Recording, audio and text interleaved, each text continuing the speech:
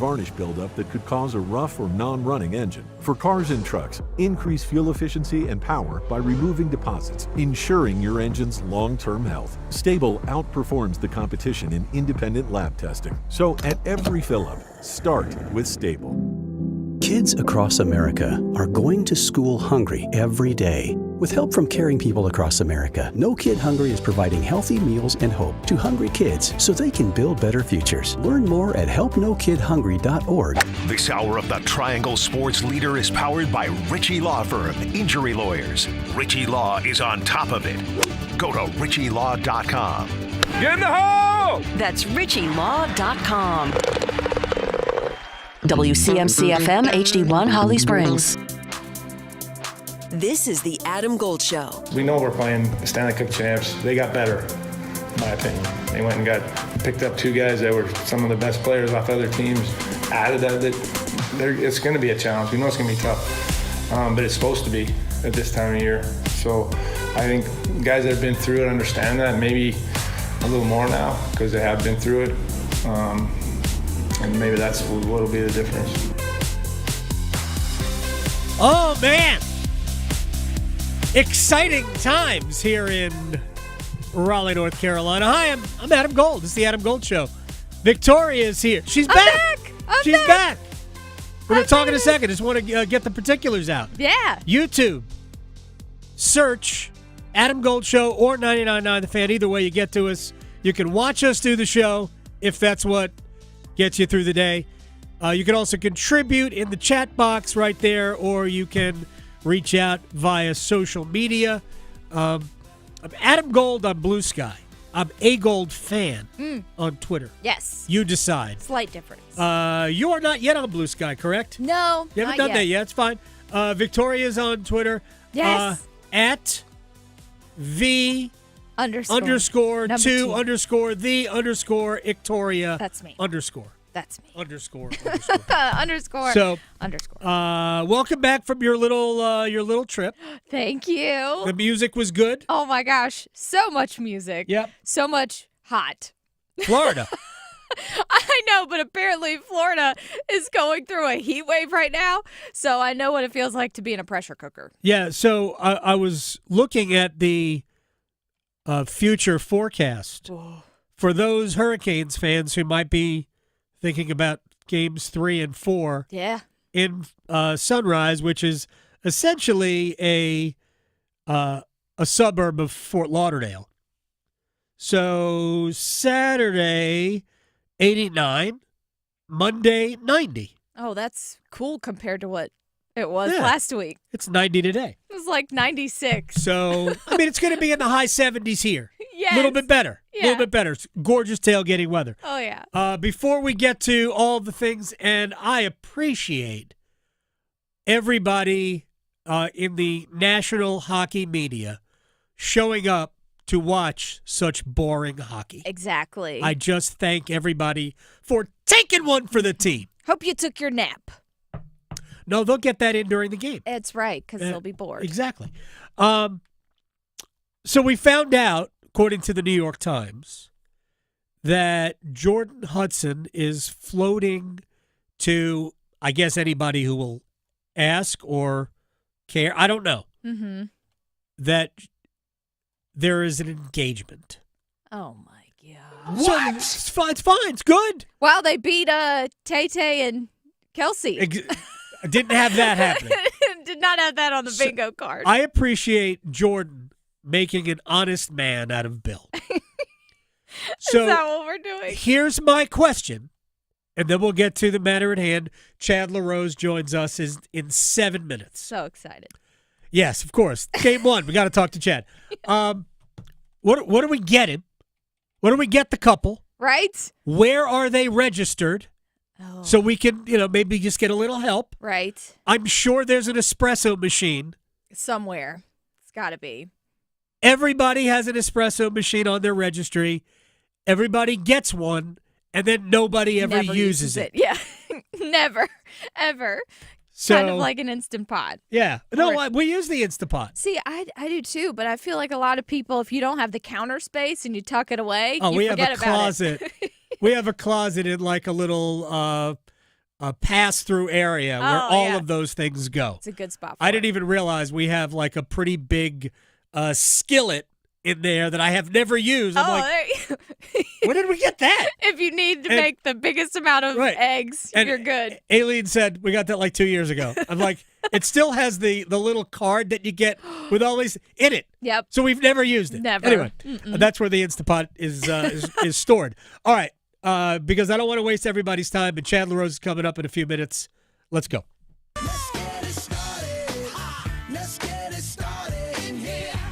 All right, so game 1 tonight, Hurricanes and Florida Panthers. I'm glad they waited for me to come back from Florida. I appreciate that. I already told yesterday the angst I watched Game 7 with on Sunday. Was it Sunday? Game 7? Because if it was if Toronto had won, my world was flipped upside down. But regardless, nobody cares about that now. Plus, I've already told the story. So it actually has something to do with the way Game 7 played out between Florida and Toronto. But it also has a lot to do with with the 2023 Eastern Conference Finals, which Florida won in 4 games. So 2 things can be true at the same time. And this is where we get flummoxed, like the general population versus and the hockey media versus the people who fight and claw to try to win these games. So I want to if I could, just separate it here.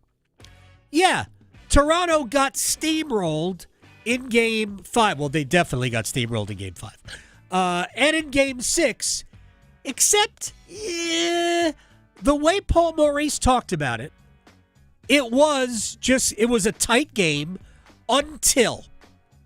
And this is where we get lost in sometimes final scores, sometimes circumstance. So if we go back to 2023, and after the series, Rod Brindamore adamantly said, we didn't get swept, even though we all watched, and if you don't win any games in a 4-game series, you got swept. I am not criticizing Rod Brindamore for saying that because I know the point of view he is trying to express. Every single one of those games could have been won by the Hurricanes. Every single one. They were very tight games. The one play that decided the game was made by Florida all 4 times. Now, what I said then and what I absolutely believe to this day is there was a reason for that. Florida was better than Carolina. In some ways, they were better because their best players were better, more productive than Carolina's best players. Sebastian Aho had no goals in that series. Andrei Svechnikov didn't play in that series. Seth Jarvis had, I think, 1 goal in that series, and if he had 2, meaning the one in Game 1 that he hit off the crossbar with 75% of a gaping net, maybe the series is different. But that's not how it played out. So all we can do is go by what we saw. And what we saw was in each game, Florida made 1 more play. They were 4 one-goal games. The Hurricanes allowed in 4 games, plus actually it's like 5 games because the first game went to 4 overtimes. 10 goals. It's all they allowed was 10 goals in the 4 games. Carolina only scored 6. So ultimately what happened was Matthew Tkachuk, who scored 4 times in the series, and I think Alexander Barkov scored twice. Carter Verhaeghe, Sam Reinhart each had 1. Florida's best players, best goal-producing players, outplayed Carolina's best goal-producing players. That was the difference. It was otherwise a super evenly played series that, yes, could have gone either way, but it was a sweep, end of the day. Was Florida better than Toronto? Yeah, Florida was better than Toronto. In Game 7, though, if you watch the game, the way Toronto played the last 10 minutes of the first period, drastically different from the way they played the first 10 minutes, I think a reasonable person would have said, Toronto, okay, you showed up. You survived the first 10 minutes where Florida should have scored, and Florida actually survived the next 10 minutes in which you should have scored. But you go to the second period thinking, all right, we are in this. And then it all went the other way. Florida started the second period better than Toronto again. They got the goal from Seth Jones on a breakdown by Toronto, a defensive breakdown, which, frankly, they had been prone to over the years. And then it was a series of circumstances, but Florida was the better team from that point.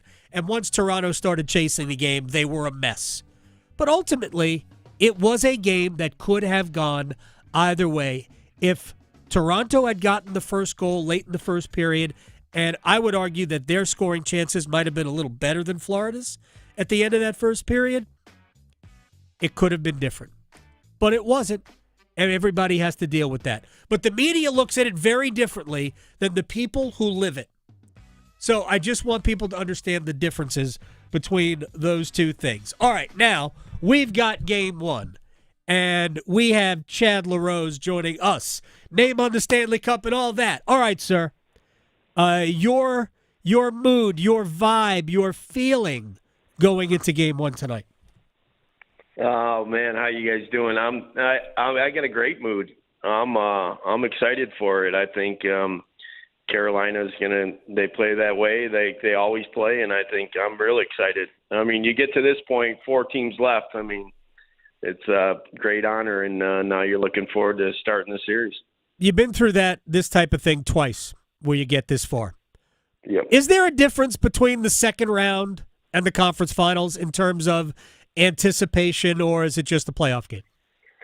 I think when you're in the mode, it's a playoff game, but I mean, we don't really look into the future much when we're playing.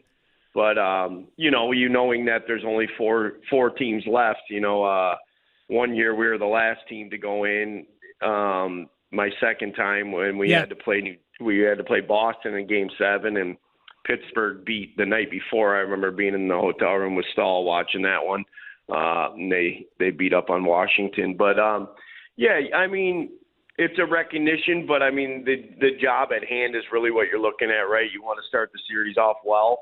A lot of tactical stuff I'm sure will be going on behind the scenes. And yeah, I mean, it's exciting, right? I mean, you play all year to get here. If, any one of these teams starts the year and says, hey, we're going to get to the Eastern Conference Finals or the Western Conference Finals, we'll take that, right? Then we'll go from there when we get there. Chad LaRose is joining us here on the Adam Gold Show. Do the butterflies or nervous energy, does it increase as the playoffs increase, or does it just become normal, natural? I think more normal and natural.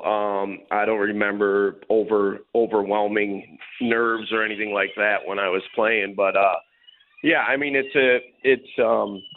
exciting, right? But you know the task at hand, and game one's a big game, right? But also you don't put too much on it when you're in the mix of it, right? Whether you win, you're even keel, and if you lose, you stay even keel, right? You're not overly jumping off ledges or anything like that, or jumping for joy. So, all right, Chad LaRose is joining us here in your two playoff runs. Very different, right? You talk about getting in toward the end of the regular season. I know it was a hot streak and all that, and you start on the road versus starting at home.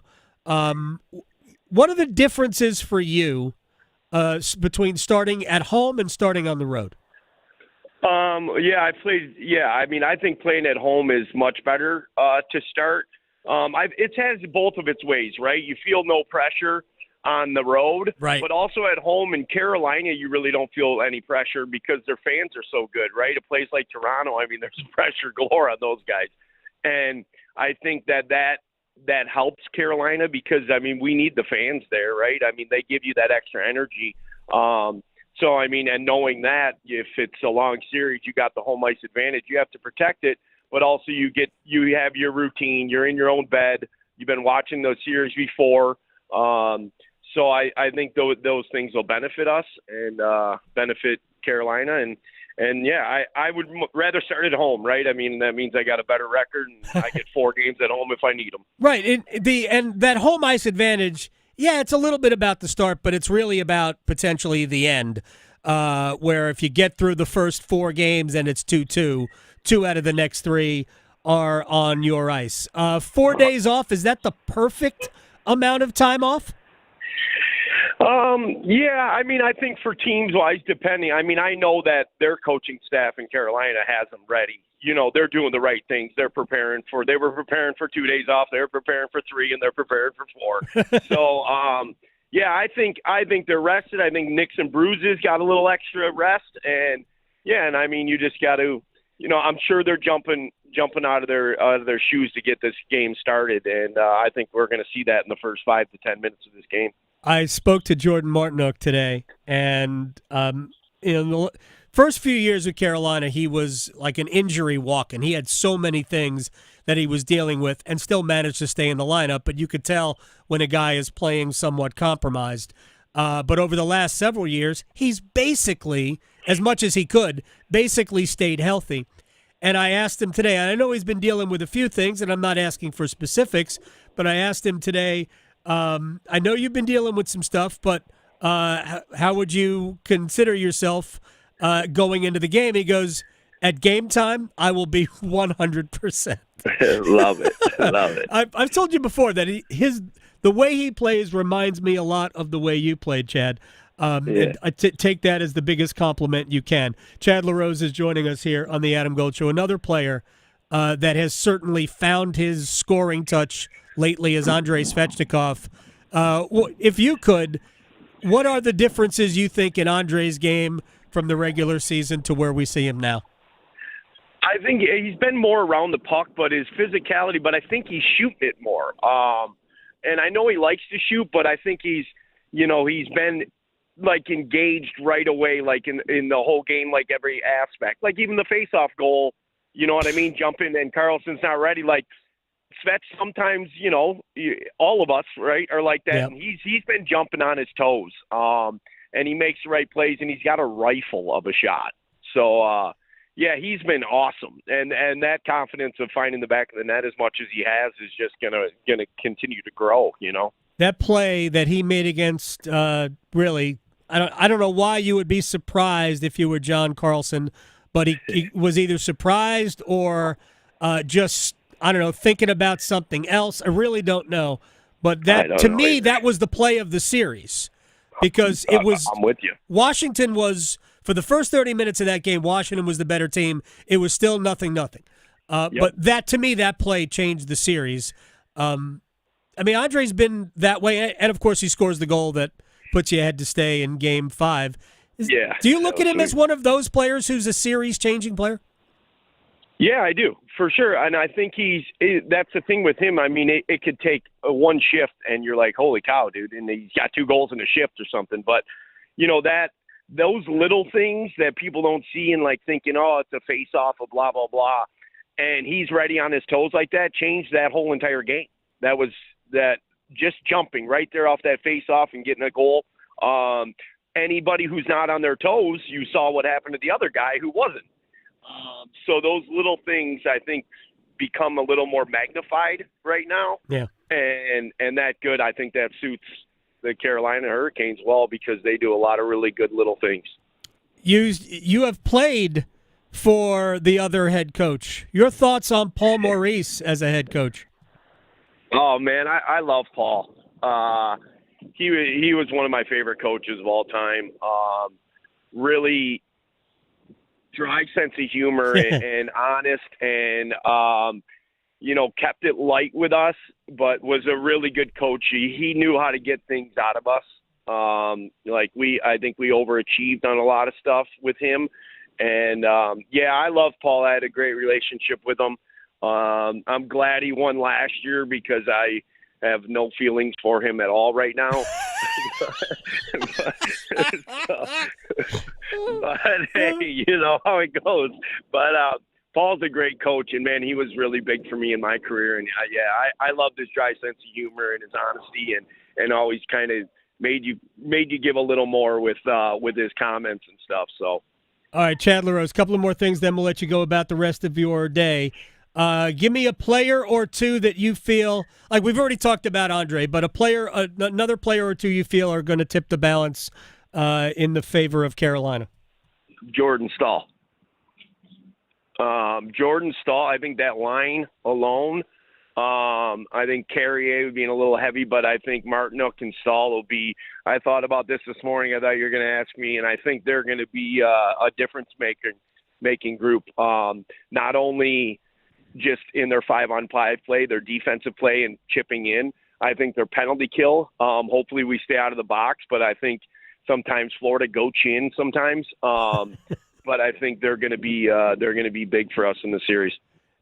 Stahl scores a big goal in game number 5, right? He gets Carolina going. He gets the first goal in game number 5. My guess is that line will draw the assignment against Barkov and Reinhart, and I guess whoever's playing with them. It's been Evan Rodriguez lately, as opposed to Bennett and Kachuk. And whoever's playing, I guess, for Hagee there. It's just my guess is that they put Stahl against Barkov, big body against big body, although Sam Bennett is also a big body. When you've watched the Panthers, are you surprised that Brad Marchand is now once again one of the best players in the NHL? No, man. I think it's kind of cool he's been this long and doing it. Yeah, I think the guys he's playing with, they found a good mix. I think Paul found a good mix with Losterainen and Lindell. But I think at the end of the day, these teams are matched up. I mean, the high-end guys are high-end guys, and they play hard. I think for Carolina, it's good because some teams don't take when Florida's jabbing with them and stuff like that, they don't take the high road. They come back at Florida and they take penalties. And I don't think Carolina's like that. I think Rod has them where they can take a punch to the face, and I think that's going to benefit us too. Is there in some ways a good preview, a good practice series? I hate to call it a practice series because Washington wants to draw you into that too. 100%. Right. And you saw that. You saw that early on with Wilson and all those guys. Going at it and grabbing guys immediately and getting in their face. And you saw, I mean, there was just no retaliation. I've talked about it a few times with guys around here. I just said Carolina's not going to jump into that stuff. They're going to just walk away, and you're not going to really be able to get them into going to two-hand slashing you after you punch them and stuff like that and taking a bad penalty. So I think that benefits us. I think that's just how they're coached, Carolina. I think they're Roddy and their whole coaching staff and Gleason and Jeff Daniels, I think that they preach that stuff and they're, what are we talking about here? A punch to the face. We've all been punched in the face. We'll be okay. So, all right, sir. You want to make a prediction? Tonight, Carolina 3-1. 3-1 tonight. And the series? Series, I think, in 6 in Florida we win. Whoa. You've been part of that. All right, sir. I appreciate your time. Always, Chad LaRose. We will talk again soon, my friend. All right. Thanks, Adam. Have a good day. You got it. All right. 3-1 tonight. 4-2 in the series. Winning Game 6 in Florida. That would be something else. Yeah. I don't hate it. No. That is absolutely for certain. I do not hate it. Lineup tonight, real quick. I didn't get into what Carolina's going to look like tonight. The forwards, as they finished against Washington, Martinook, who's been in and out of practice of late, there was never any doubt that he was going to play. And I said this yesterday. Sometimes you can tell as the team practices whether or not a player is simply a place card for another player. So Mark Jankowski was skating in Martinook's place yesterday in practice.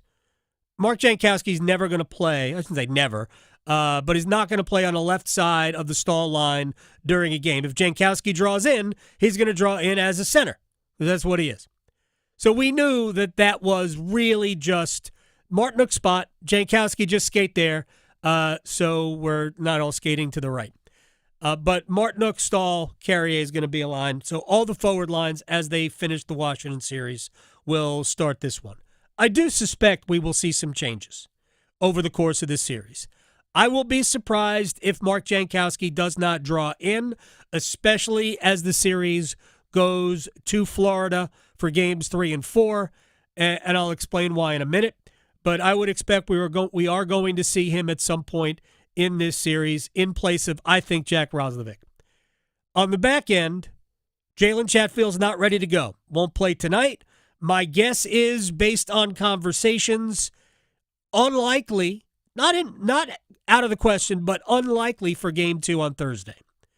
So Scott Morrow will be the sixth defenseman tonight. Not Alexander Nikishin, who played his first game in Washington. Here's what we all saw. We have to be honest about what we saw.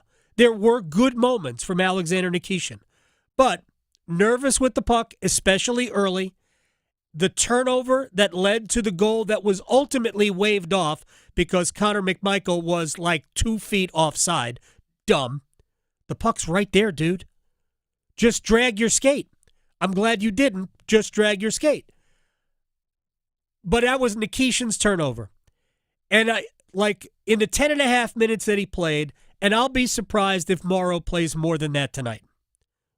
Carolina's going to go heavy with a 5-man rotating crew on the blue line. Morrow will play, but unless the score gets out of hand one way or the other, I anticipate it will be limited duty from Scott Morrow.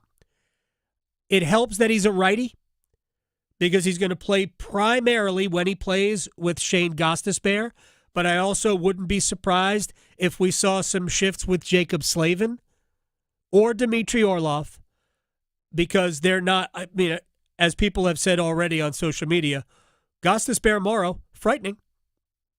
That doesn't make me feel great. But I do think that Morrow, who has been through games in the Hurricane system a lot more than Alexander Nikishin. I'm not saying he's a better player, because he's not, but he is less likely to be a mistake than Alexander Nikishin. When everybody was calling for Nikishin and the head coach said, he's not ready for this. He's not played with us. He doesn't know how we play. Even though he played a system that in some ways is similar, that's the KHL, man. It ain't the same. This is different, and it's the playoffs. Regular season, one thing. If you lose game one, if something turns game one, and that's a mistake that turns game one, all bets are off, man.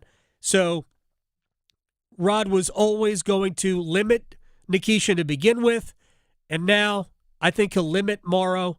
We'll see primarily 5 guys. I'll be surprised if 4 of those 5 aren't north of 21, 22 minutes. I'll be surprised if that's it. The only way it won't be the case is if Carolina is on the power play a lot. So they're only using 1 defenseman for those 2 minutes of power play time each time.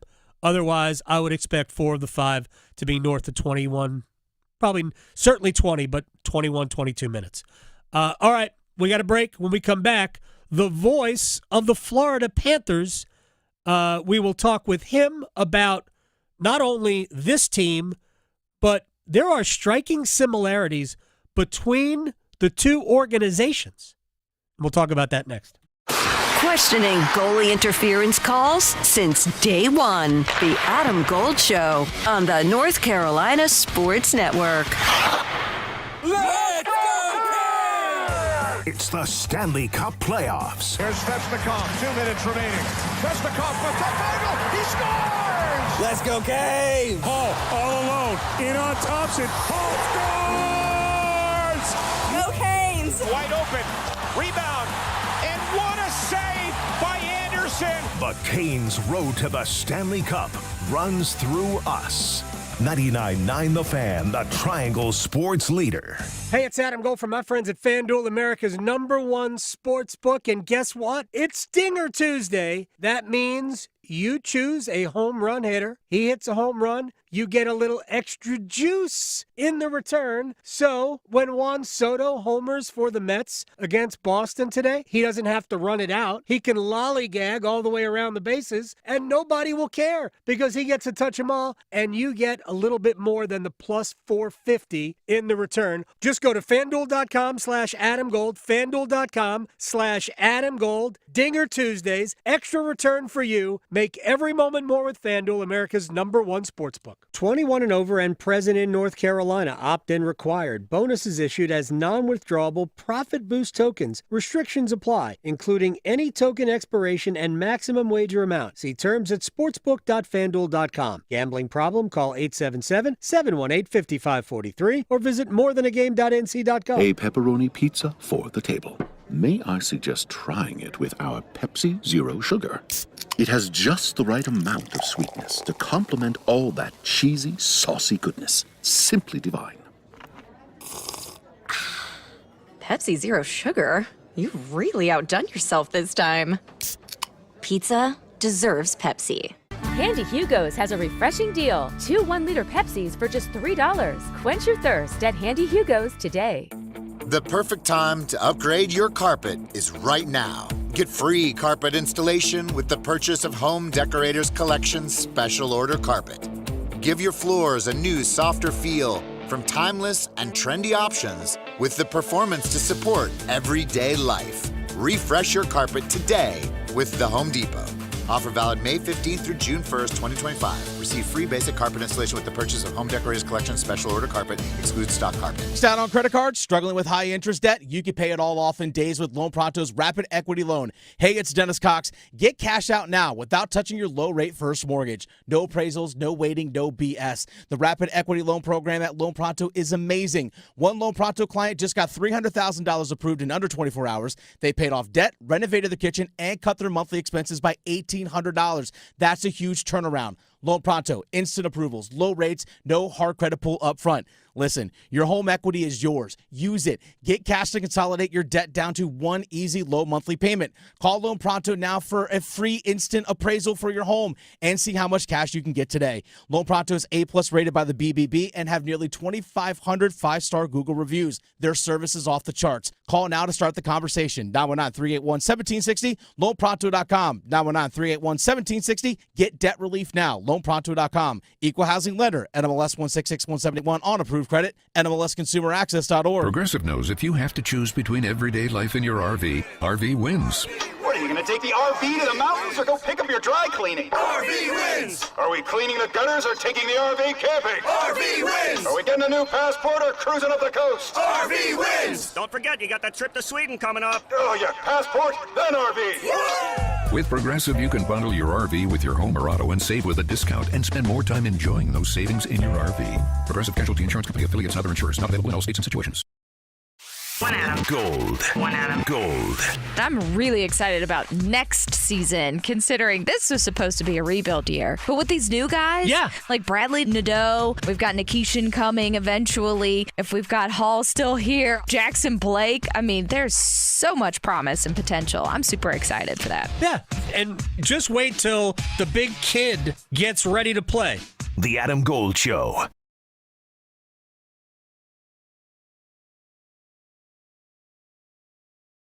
Doug Plagens, voice of the Florida Panthers. Nice 10th year anniversary for you. You get a chance to watch the defending Stanley Cup champions. But I want you to take me to Game 7 against Toronto. After what happened in Game 6 and the way the first period ended, because Toronto looked like they had taken the game back to where they were controlling the play. What was it? What were your thoughts in between periods as we went forward in that game? Well, if we're looking at it from the widest lens, and thanks for having me, but you look at the way the team approached the game first as we, went through the day. It's been a big phrase for Paul Maurice, handle your day. And this team has just been so businesslike from the outset this season. And they've been in a lot of these guys have been in pressure-packed situations like that before. They went to Game 7 in the Stanley Cup Final. For a lot of these guys, it was their third Game 7 in kind of this era of Panthers hockey going back to 2023 Round 1 against the Boston Bruins when the Panthers came back and ended the historic, or I should say, cut short that season that Boston had that year, the 65-win regular season. So for a lot of these guys, they'd been down that road before. They knew what to expect in a Game 7. Brad Marchand was playing in his 13th Game 7, for example. Paul Maurice, a great record, as everybody knows, in Game 7s, too. So they went through it just with a business-like approach and with a certain level of calmness and comfort and confidence that we've come to just expect from this team over these last handful of years. And coming out as far as the early stage of the game went, the Panthers, they were all over the Toronto Maple Leafs. And it was sort of mind-boggling that they didn't have at least one goal to show for it, considering how much pressure they put on Toronto early in the hockey game. Toronto was able to kind of weather the storm, stem the tide, if you will. They had a successful penalty kill late in the first period, wound up being the only special team situation in the game. But Toronto was able to get a little bit of traction late in the first period. Second period got going, though, and it was an onslaught from that point forward, and the Panthers ran away with it. So I think if you just look at it from the widest lens, the Panthers approached it the way they've approached so many of these big games these last few years, and you never see any panic in their game, any waver in their game, and they were able to come out with the big win. Doug Plagens, 10-year voice of the Florida Panthers. Brad Marchand and Seth Jones come in. Brad came here hurt. Jones came here like mentally dead between the eyes after playing in Chicago for a bunch of years. Their games now, based on where they were when they got here, tell me what you see. Well, if we're looking at it, Seth Jones made his debut first, and he was acquired first. So if we look at Seth Jones and how he's made his mark, came right in. His first game as a Panther was a home game against the Tampa Bay Lightning. Not many better ways to see what it's like to be a Florida Panther than to jump right in against the cross-state rivals, and he's just fit like a glove. For the most part, has been paired here lately with Nico Mikkola, and his first couple of games with the team was paired with Nico Mikkola. There was that stretch time Aaron Ekblad was out, so Seth Jones, his minutes were elevated during that time, and he's certainly capable of handling those big minutes. The big thing I noticed watching Seth Jones play every single day compared to when you just see him sporadically throughout a season, first and foremost, the guy is a heck of a skater, and he's got so much length. Takes him like 3 strides, and he's all the way down the ice. He's just a special athlete in that regard, but my goodness, can he make a pass? And you notice that, and he's got that offensive upside, that every situation ability that every team wants. And he's a right-shot defenseman with term on his contract, and that really fits in well, too, long-term with what this Panthers team's been building. So he's a guy that fits really nicely now, is going to fit really well in the future as well. Brad Marchand coming in, and this is an interesting one because obviously the Panthers and the Bruins, and Paul Maurice will say this, the last couple of years, the 23 and 24 postseasons, 2 of the nastiest playoff series, just intense, hard-fought playoff series that you'll find. And to go from one side of a rivalry to another, came in here, and to see the way that he's fit in with the group, the way he was welcomed in, and the way that he's contributed, you see the hockey IQ he has, because it took him no time at all to just fit in so well with this team. But he's an outstanding competitor, and he's got an unbelievable all-world set of hands, and the plays that you see him make. And we've seen that kind of leadership and the intangibles that he brings as well, that hockey sense, it's all rubbed off on the 2 Finnish line mates he's playing with, Anton Lundell and Eetu Luostarinen, and they've been together quite a bit since Brad got here, and they've been one of the best lines in the playoffs for anybody. So doing a lot of damage. Both of those guys have come in and fit in so well. So a huge tip of the cap to the general manager, Bill Zito, for yet another couple of great moves. It's incredible. For my opinion, that's been Florida's best line in the playoffs, and if I were Rod, I would be treating it like a top line. Are the styles of these two teams pretty similar?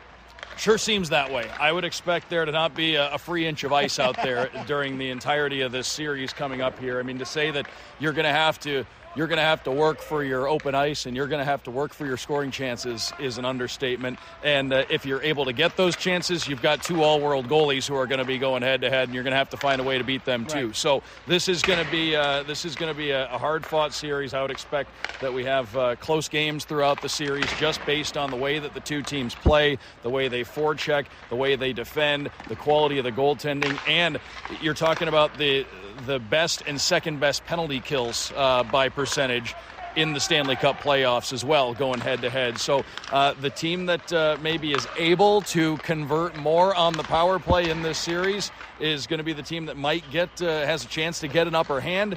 That being said, you've got two teams that do play a very similar style, that know each other well. There won't be any secrets out there between these two teams, and they have a little bit of playoff history together, which certainly makes it fun as well. Somebody asked me today what I can expect from special teams, and I say I don't expect a lot, but it doesn't take a lot when the margins are going to be this small as to who wins this series. It could be 2 power play goals. Could be the most that we see in this series. 3 power play goals. I expect a long series. I don't know if you do, but I definitely do. I want to talk about, there's something similar about the organizations, these two organizations as well. Because while Carolina was going through it for a long time, so was Florida. And the reemergence of both has pretty similar tech. Obviously, Florida has gone beyond where Carolina is, but you've been there for 10 years. So when you got there, it was actually they finished first your first year, right? My first season, they did win the division. Yep, they won the division my first year, but things were still very much building and trending upward. And, well, first of all, it starts with the commitment of the Viola family and the ownership, and that filters all the way down. And, first of all, like I said, with the commitment from ownership, it's helped not only help this on-ice product escalate to where it is today, but the footprint in the community, the way that things have grown, and the way that's helped generate buzz as well. We have a brand new state-of-the-art practice facility in downtown Fort Lauderdale. It's just beautiful, and the Panthers have been practicing there full-time now for about a year and a half. And it's not just a practice facility for an NHL team. It's something that the whole community has been able to rally around too. But you get that going, you get the team having sustained success year after year, and you see the growth in youth hockey, and you see the growth in hockey fans, and you see more people wearing the gear and more of the car flags out and about. And it's you hear people you'll just randomly hear people talking hockey when you're out walking around. So you can definitely feel the buzz, and the credit for that goes so many different places. But without the commitment from ownership, without the work that Bill Zito's done as the president hockey operations and general manager, and without the work that the players and Paul Maurice and his staff have done to put this product on the ice, it's just helped the buzz continue, and it's helped the buzz continue to grow in South Florida. And to see, you look at it this year, and I mentioned it, I believe I mentioned it with our friend and colleague Dave Mishkin with the Tampa Bay Lightning, but what a year for the old Southeast Division. You had the Panthers and the Canes right here in the Eastern Conference Final now, and you had Tampa Bay, obviously a contender year over year, and Washington had a nice year, and if you want to throw the Winnipeg Jets in there, because they do have ties back to that as well, they won the President's Trophy, so what a year for the old Southeast Division. We always knew that it would all come back to the Southeast Division. Final thing, we just had an outdoor game a couple years ago. You guys are going to host the Winter Classic. Look, I know they can make ice anywhere. They're going to play this game at night because you can't have sunshine and 85-degree temperature and have a good surface. But that just kind of speaks to what has happened in South Florida. That's exactly it. And the Tampa Bay Lightning are going to have an outdoor game next year too. And it just speaks to the general growth of hockey in the region, the excitement around the sport in the region, and the fact that you've got a couple of teams that call Florida home, that have been contenders year after year, that have been that have won championships, that have won the conference multiple times over. It just, like I said, speaks to the growth of the sport in the region and the excitement around it, and that excitement is certainly not dying down, because this Panthers team's been a contender year after year. The same goes for the Tampa Bay Lightning, and it's great to see the game thriving in other southern markets too. Doug Plagens, voice of the Panthers. I wish you good luck, but I'm just going to wish you good health, if that's okay. I totally understand. I wish you exactly the same. All right, that's Doug Plagens. That was fun to chat with him before the game. And look, this is going to be an even series very quickly. The difference 2 years ago in this round was really a couple of power play goals. The Panthers scored power play goals essentially to win twice. Carolina was 2 for 14 on the power play. Florida was 4 for 14. Literally the difference. If Seth Jarvis scores in the middle of the dead slot with Bobrovsky down and out in the first overtime of Game 1, I think Carolina was on the power play at that point. If Jarvis puts it under the crossbar as opposed to off of the middle of the crossbar, Carolina wins Game 1. What happens? Don't know. Florida might have won the series in 5. No joke. They could have won the series in 5. But games are decided really in moments. And that moment, Carolina didn't grab. Florida grabbed one in the 4th overtime. And then early in the first overtime of Game 2. And then with 5 seconds left in Game 4. It really just was moments. All right, we'll take a break. We'll come back. One-timers, you can go to the YouTubes right now. Search Canes Corner Podcast. I'm sorry, no, that's not what we're doing. Search Adam Gold Show or 99.9 The Fan. Canes Corner Podcast is for later tonight. Right, you're just prepping for it. Hopefully not like Game 1 2 years ago. Yes. When there was no post-game Canes Corner Podcast because I made a business decision. Yeah, because we played 2 games in one day. More than just 2.3 games. Ridiculous. So, yes. So, Adam Gold Show or 99.9 The Fan. You can ask your question there. One-timers is next. From the heels Touchdown, Carolina. to the Canes. She scores! He covers it all. The Adam Gold Show on the North Carolina Sports Network. Adam Gold here from my friends at FanDuel, and there is nothing better on a Tuesday than a dinger. That's right, a home run, a big fly, a tater. I don't care what you call it, a 4-bagger. Grand salami. FanDuel.com, home of the best profit boost for Dinger Tuesdays. You get the right anytime home run hitter, and we boost the profit. Oh, it's glorious. You just have to pick the right guy. How hard is that? FanDuel.com/AGS. FanDuel.com/AGS. Dinger Tuesday Profit Boost. Official sports betting partner of Major League Baseball. FanDuel. 21 and over and present in North Carolina. Opt-in required. Bonuses issued as non-withdrawable profit boost tokens. Restrictions apply, including any token expiration and maximum wager amount. See terms at sportsbook.fanduel.com. Gambling problem? Call 877-718-5543 or visit morethanagame.nc.gov. It's the first day of the first grade, and she found a new best friend. It's a laid-back Sunday afternoon you wish would never end. The homemade taste of Bluebell and good friends gathered round. The good old days are being made right now. Bluebell Groom's Cake Ice Cream is renewing its vows on the frozen aisle. Milk chocolate ice cream with chocolate cake pieces, chocolate-coated strawberry hearts, swirls of strawberry sauce, and chocolate icing. See you at the reception.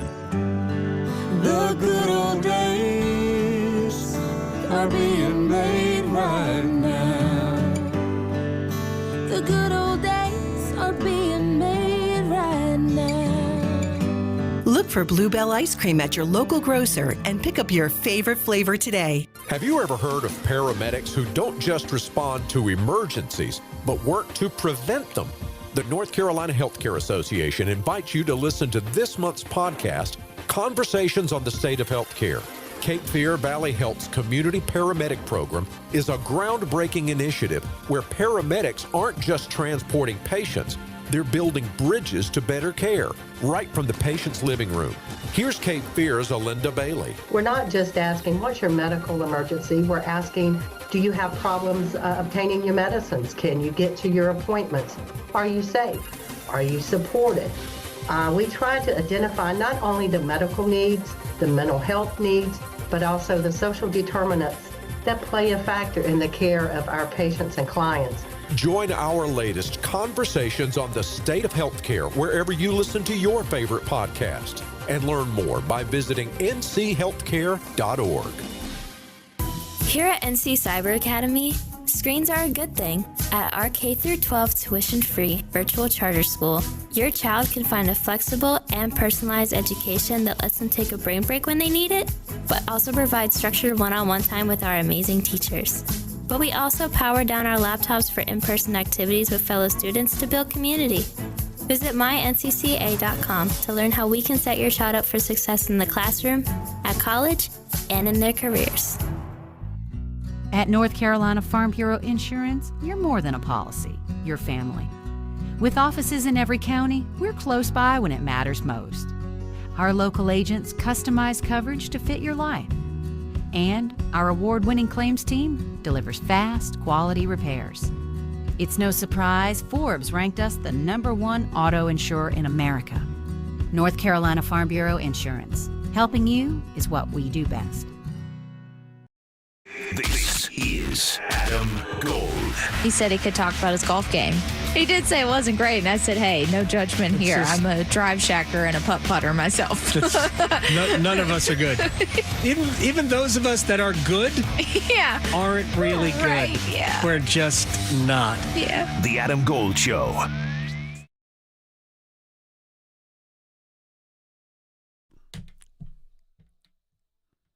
It's the Adam Gold Show. I am Adam Gold. Victoria, she's back from Florida. I'm back. Give me the headline act that you saw in your rock music festival extravaganza palooza. My favorite, because there were quite a few. Well, I'm sure. On average, there were about 40 bands that played per day, and there was 4 days worth of rocking your face off. So, yeah, Wow. there were a lot I couldn't of name bands. 40 bands. There were a lot. But, no, the one that, I don't know, I think it was more of a nostalgic thing for me was Green Day. Oh, okay. Because I've never seen them live. Okay. And they have a ton of hits. Yes. So, like, the whole show, and they had so much energy. It was like song after song after song after, and I was like, I love this. So, yeah, they headline on Friday, I think it was. Okay. So, yeah. Very cool. My 16-year-old's into Green Day now. Oh, yeah. It was a great show. Highly recommend. Wake me up when September ends. Yeah. That's the one I know. Well, we got a few months, so. Yeah, exactly. When September ends, we'll have just about the start of the next hockey season. Will Carolina be hoisting a banner? Ooh. By the way, I've been here in North Carolina for 27 years. Mm-hmm. 27 years. I won't say how long because I would give my age. My whole life. And I remember when we first started talking about the Hurricanes, I remember how many people told us it wouldn't work. The team's going to leave. Mm-hmm. Sometimes that was followed by some Yankee slur. Right. Okay, whatever. What we just kept saying was, great sport. I'm not forcing you to get into it. I'm never going to tell you you have to go to a game. You don't. I know a lot of people who are into the team without going to games. But I also knew that it would eventually work, and I said it. So I got somebody responded to me on Twitter who I think was in that first category. And I just got by the way, let's go Canes. There we go. Yeah! Boom! I knew we'd get you too. Yeah. All right. It's actually one of the longest running listeners to this program. Aw. And he and I have gone back and forth, like toe-to-toe about some things. Mm-hmm. But I appreciate passion and loyalty above anything else. Absolutely. And so shouts to you. He knows who I'm talking about. All right, let's do one time. All right, I'm looking at the YouTube stream, which thank you to all the nice people who wished me a welcome back. Oh, man, I they appreciate missed you. that. I missed everyone, Oh, gosh, too. did they hate Graham and Max? These suckers. They didn't hate Graham and Max. Well, I'm happy to be back. So, let's see here. First up, Luigi with a squeegee. I love these names, too. If you got a fun, YouTube name, I love these. Luigi with a squeegee? Yeah. Works at a car wash. He wants to know, Morrow or Nico if Chatfield can't play tonight. Well, we've already talked about this. It will be Morrow tonight. Morrow presents probably a little bit less of a risk. I also don't think he's going to play very much at all. Alexander Nikishin played 10.5 minutes in Washington in Game 5. I don't think Mara will play more than that tonight in Game 1. Yeah. Doesn't matter. All right, we're moving on. Let's see here. If Toronto can shut out Florida, do you think it is likely Anderson will as well? I mean, it could. I don't think we're going to. I mean, we might see shutouts in this series. Bob Brodsky, I heard somebody talking about it on Sirius XM last night or yesterday. Might have been Steve Coolius, who's their afternoon host. And I don't disagree. He has one game to win for his life. He's going to go with Sergei Bobrovsky in net. I don't doubt it. I mean, he's awesome. Yeah. And he's a big game goalie. So, yeah, I don't think we're going to see a ton of goals in this series. I hope we don't, honestly, because I think if the series is low scoring, I think that serves Carolina as much as it does serve Florida. Mm-hmm. So, I mean, I think Anderson could shut Florida out, but I think we're unlikely to see a shutout. Yeah. All right, moving on to Levi. Can we label Logan Stankoven as Mr. Game 1, 3 goals in the first game of the series of the postseason? That's right. Yes. I think we should. I mean, we already have a Mr. Game 7. Yeah, we do. We have that. So Mr. Game 1 is available. I like it. And you know what? If he scores tonight, I'll talk to him about it before Game 2. I'll make that pledge. Oh, that'd be good. That'll be good. And let's see. Last up, I just like this is more of a statement, but it's fun. And they also have a fun name for bettors or worse. I see him on Twitter. I like that one. Can Adam please pick the Canes to win the series in 7 so we can win in 5? Yes. I love it. He tweeted that to me. I got news for you. The prediction will come today. I will not disappoint for bettors or worse. I will not disappoint you. I promise. All right. We're going to run it back when we come back. Football, too. Talking sports, dropping truth. The Adam Gold Show on the North Carolina Sports Network. Hello, friends. Let me tell you about one of the coolest hangouts in the Triangle. X Golf in Cary. Adam Gold here for X Golf, the premier indoor golf experience in North Carolina. Serious high-end simulator play where you and your regular foursome can play Bethpage Black, cited this fall's Ryder Cup, or you can choose from about 60 other world-class tracks, or just hang out, chill with a drink, some great food, watch the game. Incredible night out. McGregor Shopping Center. X Golf in Cary. PlayXGolf.com/Cary. Prescriptions require an online consultation with a healthcare provider who will determine if appropriate. Restrictions apply. See website for details and important safety information. Price varies based on product and subscription plan. Hey guys, let's talk ED because millions of men experience it. But not everyone can access or afford treatments like Viagra. Hims can help. Through Hims.com, you can access a full range of treatment options for ED through a 100% online process. To start your free online visit and save up to 95%, go to Hims.com/joy. HIMS.com/JOY. What? New scratch-offs are out? That means new chances to become a North Carolina Education Lottery Winners Club member. Yeah, in the Winners Club, I'll reinvent myself. I won't go by just plain Todd. I'll go by Toddrick. I'll get a gold jacket, play my saxophone again. I'll stop and smell the flowers, call my mom more. Ugh, wrap it up, Todd. It's Toddrick. This month's scratch-offs pack over $100 million in total prizes. The Winners Club awaits. Must be 18 to play. Approximate overall odds of winning range from 1 in 3.35 to 4.58. Problem gambling helpline 877-718-5543. It's bow time. Yep, it's eating time again. Now you could unload groceries, chop, dice, mince, preheat, heat, slap around the smoke detector, and then celebrate with a big old pile of dishes. But if you're tired of cooking, or tired of sorta cooking, it's time to feed the whole family with Bojangles Fried Chicken Family Meal. With Bojangles' famous chicken, fixins, biscuits, and tea, you can forget the cookbook and spend some well-earned quality time with a delicious dinner from Bojangles. It's bow time. There's no time like bow time. Time to stop whatever you're doing for some of that bodacious Bojangles flavor. Satisfy your craving for flavor and your passion for boneless chicken with Bojangles 4-piece Supremes Dinner. 4 perfectly seasoned, Cajun-fried, whole breast tenderloin fillets, choice of fixin', a made-from-scratch buttermilk biscuit, and Bojangles legendary iced tea. When you're hungry for flavor and value, it's bow time. Will you make the right call? Time's running out, pressure's on, and you need your roof replaced. Hi, I'm Holly from Roofworks. It's 4th and goal, and the decision's in your hands.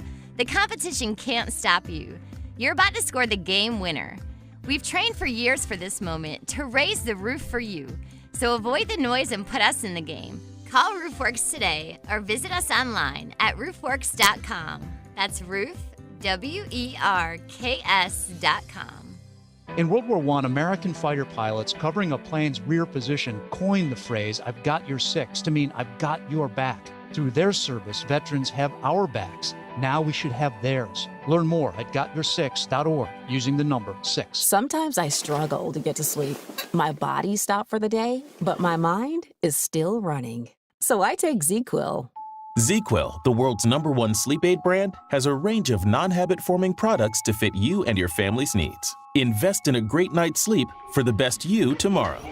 I'm awake and ready to take on anything. Better days start with ZQuil nights. Explore our products at ZQuil.com. Use as directed. Keep out of reach of children. I'm attorney Brian Ritchie. Big truck accidents can cause life-changing injuries, and life-changing injuries deserve life-changing money. I know big truck wrecks, and I know how to fight those big insurance companies. If you've been hurt by a big truck, contact us at ritchielaw.com. I'm on top of it. Broadcasting live from the Lenovo Studios. WCMC HD1 Holly Springs. 99.9 The Fan. The Triangle Sports Leader. The way Florida does things, you kind of know what you're going to get. I feel like we've heard that the last couple rounds is people know what we're going to bring, and for Florida, we know what they're going to bring. They're going to work hard.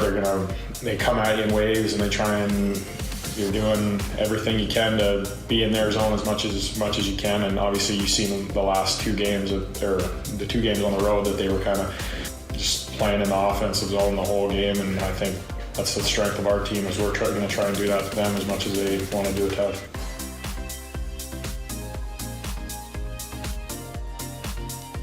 Jordan Martinook, my man. He will be featured in the pregame show today. I spoke with Sean Walker and Jordan Martinook. Number 48 is ready to go. As he told me, I will be 100% healthy tonight. That is to say, he is not 100% healthy. But tonight, at game time, he will be. Looking forward to game 1. I know a lot of people have talked about it. Hi, this is the Adam Gold Show. Victoria is back from her rock and roll traversing the state of in Florida, right? Yeah. It was in Florida, Daytona, right smack dab in the middle. I know. Daytona. So I wasn't a pressure cooker. Holy mackerel. Did you go to the beach at all? Yes. The first day we went to the beach, so it was good. Yeah. Did you drive on the beach? Drive? You can drive on part of the beach in Daytona. Nope, just walked. Yeah. And because it's like super hard-packed sand. Yes, yeah, it was. But crazy. No, I did see the little crabs going around everywhere at night. It's always I was good. Like, oh, man. It's always good. I try to stay away on them. Try to stay away from the crabs in Florida. You should stay away from crabs. That had nothing to do with sports. So, I don't even know what we were talking about, but that's fine. Welcome to the program. Oh, Jordan Martinook. He's here. He's the start of it all, right? If you think about where the Hurricanes are, Jordan Martinook, even though he's not an original Hurricane, is absolutely part of the culture. He is essentially a core member of this team with Aho and Stahl and Svechnikov and Slavin. These are the 5 constants from year 1 right now through year 7. It is amazing. I went back and I watched some highlights, and I dug through some of the games and the numbers from that series 2 years ago. Florida's got a lot of the same pieces. They do. They have a lot of same. They have a lot of different, no question, right? As a matter of fact, I think there's only one player off the blue line from that team, even 2 years ago, that's still here, and that's Gustav Ford. No, 2. Aaron Ekblad. So you've got 2. But other than that, they've got a lot of continuity among the forward group. The Hurricanes are almost entirely rebuilt from 2 years ago, except for those 5. Well, Burns was here, right? Burns was also here, but no Orloff. Chatfield wasn't necessarily the player, although I think by that time Chatfield had gotten into the regular rotation. They're just so... We had Pesci and Shea eating up so many minutes.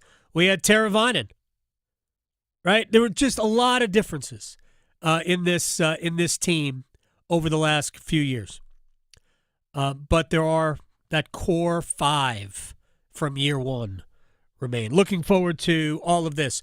A number of things we're going to do. By the way, Jay Bilas is going to join us in about 15 minutes because we're going to get into a kind of a sneaky move, first by the state of Tennessee, a move which, whether we should have all seen coming or not, I don't know, but was a move designed to circumvent the next move, which is the 4 power conferences trying to form an alliance that would essentially make everything they're trying to do fine for these 4 schools or these 4 conferences, but at the expense and in defiance of the law. It is amazing to me that we have institutions of higher learning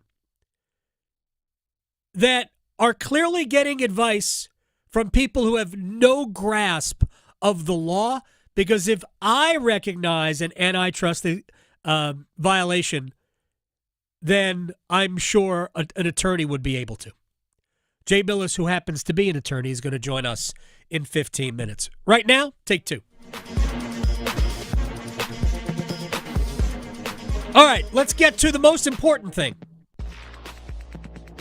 And that, of course, is the fact that Jordan Hudson has been telling people that she and Bill are engaged. What? Exactly. Wow. Exactly. Here we are. Watch. It's such a troll move, but maybe they'll have some kind of engagement party at UNC. It's just one of those incredible things. Oh, yeah. Anyway, Pablo Torre. Oh, boy. Yes, exactly. No one knew who this guy was until No. We've recently. known Pablo for a long time. Absolutely. We've known Pablo for a long time. I have zero problem with Pablo Torre. But he has already responded with, my sources have said as early as March that Bill Belichick had been telling people, we are not engaged. Now, I don't know what has happened since March until now. We're basically like 2.5, 3 months from that point. Yeah. So maybe Pablo Torre's information is a little bit old, right? But he insists, no nuptials. All right, I guess we'll have to wait and see. And as somebody asked, what does this have to do with sports on Twitter? The answer is nothing. Mm-hmm. But Bill Belichick is the head coach at UNC, and I am here to make fun of this, not of a marriage or anything like that, of the reaction to it.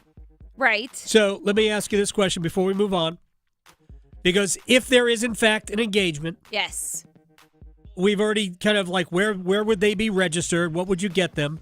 I am curious about this. Who would the groomsman be for Bill? Yeah. Doesn't have a great relationship with Tom. I was going to say it's not going to be Brady. Won't be great. Could be Gronk. Maybe. It could be. Bill probably anti-fun. Yeah. Maybe not Gronk. I mean, I can't. Lawrence Taylor. Yeah.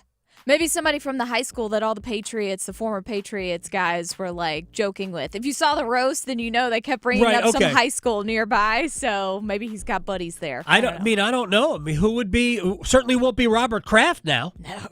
So no. I'm just trying to, just plan ahead. Maybe it'll be his new bestie, Hubert Davis. I don't know. They're all in the same, it's a colleague, so. Could be.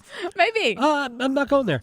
One more thing about this, because here's, what the bridal party gives out. They give out gifts to the bridal party, right? Mm-hmm. The bride and groom provide gifts. Sometimes it's a watch. Sometimes it's, a tie, whatever it is.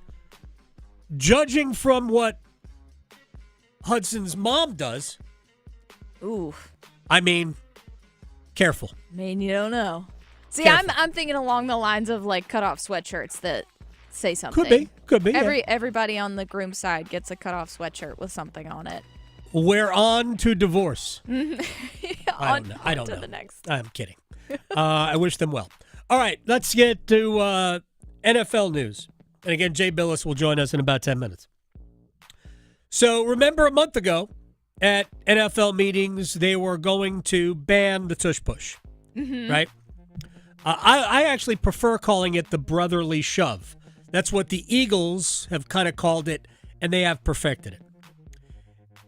But they tabled the vote last time out because even though there is growing support for it, and Roger Goodell does want it out, apparently, it still has to be voted on and passed. I think it's 3/4 of the league needs to vote it out. The Green Bay Packers, who initiated the competition committee to get rid of it, they went back and they rewrote their appeal of the rule. And the appeal, to me, is exactly what it needs to be to get rid of it. Now, I know when the league was talking about this, they were speaking of it from a player safety angle. And the play is run so infrequently, there's just no way you could have enough data to say, because one injury would skew the data. Because I don't think the play is run 100 times across the league all year long. So, and only 2 teams have been even mildly successful at it, the Eagles and the Bills, until they needed to really get it right, and they never did. So it was really very few players, very, very few teams running this play. But the league was talking about it from a player safety angle. And to me, that was always the wrong way to do it. Because, and you've heard me say this before, what I've never understood is why you can push but not pull. Yeah, Right? exactly. You can push, because the rule was amended about 20 years ago. Mm-hmm. Actually, yeah, about 20 years ago. And now, what the Packers are saying is that you can neither push nor pull. But right now, you are allowed to push, but not allowed to pull or lift or carry or throw, right? Yeah. A player forward. Yeah, float. Right. So what they're doing now is they're actually taking the rule back to what it was 20 years ago, which said you couldn't push a player forward. Now, granted, for those people who remember, I think it was this is the only example of it I can remember, is a Notre Dame USC game. Obviously, that's college football, where Southern Cal was trying to get a ball across the goal line into the end zone, and I think it was either Reggie Bush or somebody else essentially got behind Matt Leinart and helped him into the end by pushing him into the end zone. Like, that kind of stuff, to me, that should be illegal. If you can't get in on your own power, I'm sorry, that should be illegal. Yeah. So, and again, if the NFL wanted to make pulling a player legal, then I am all for the tush push, the brotherly shove. Mm-hmm. But clearly they don't want that. The commissioner definitely doesn't want it. So it makes sense to me that these two things would be treated identically. And that is where I believe they're headed.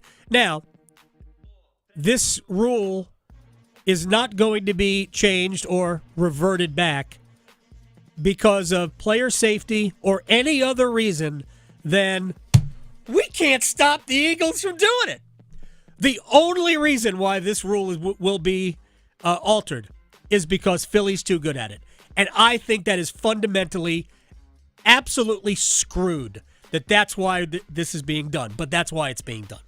Nobody will ever convince me otherwise. We can't stop them, so let's get rid of the play.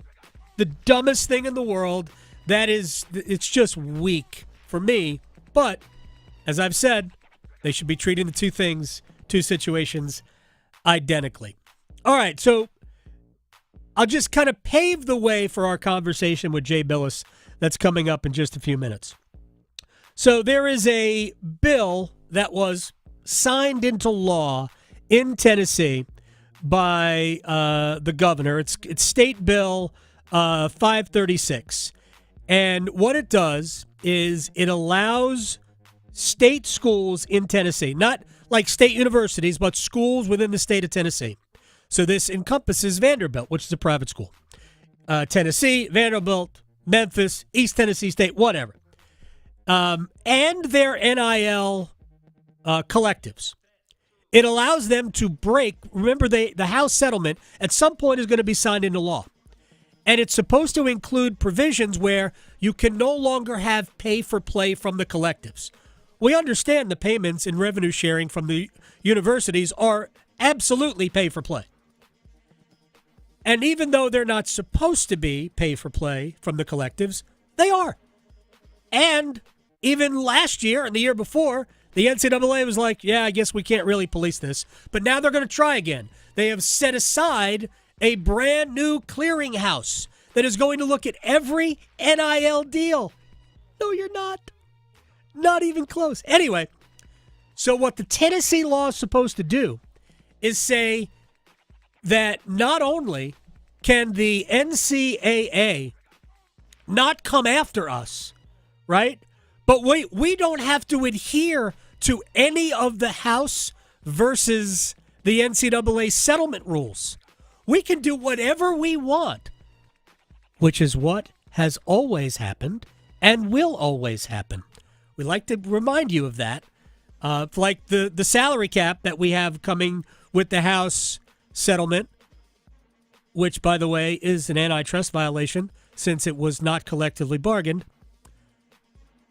The only difference between this cap on revenue share and going back 10 years where you weren't allowed to give players any money is the number.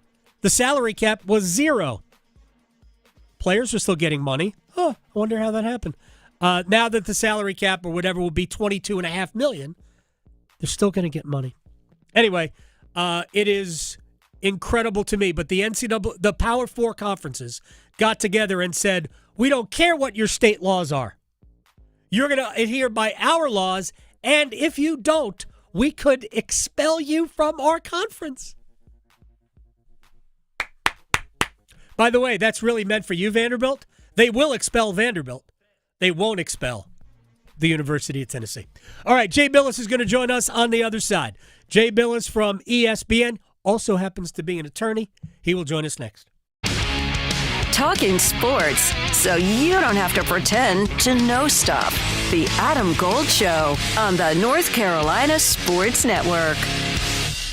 It's playoff hockey night in Carolina. The Canes, Florida, in the Eastern Conference Final, Game 1. Svechnikov scores! Carolina strikes first. It's 1-0 Hurricanes. Storm Watch with Adam Gold at 7. Puck drop at 8. Andrei Svechnikov beats Thompson, and Carolina takes a 2-1 lead. On your exclusive home for the Carolina Hurricanes, 99.9 The Fan.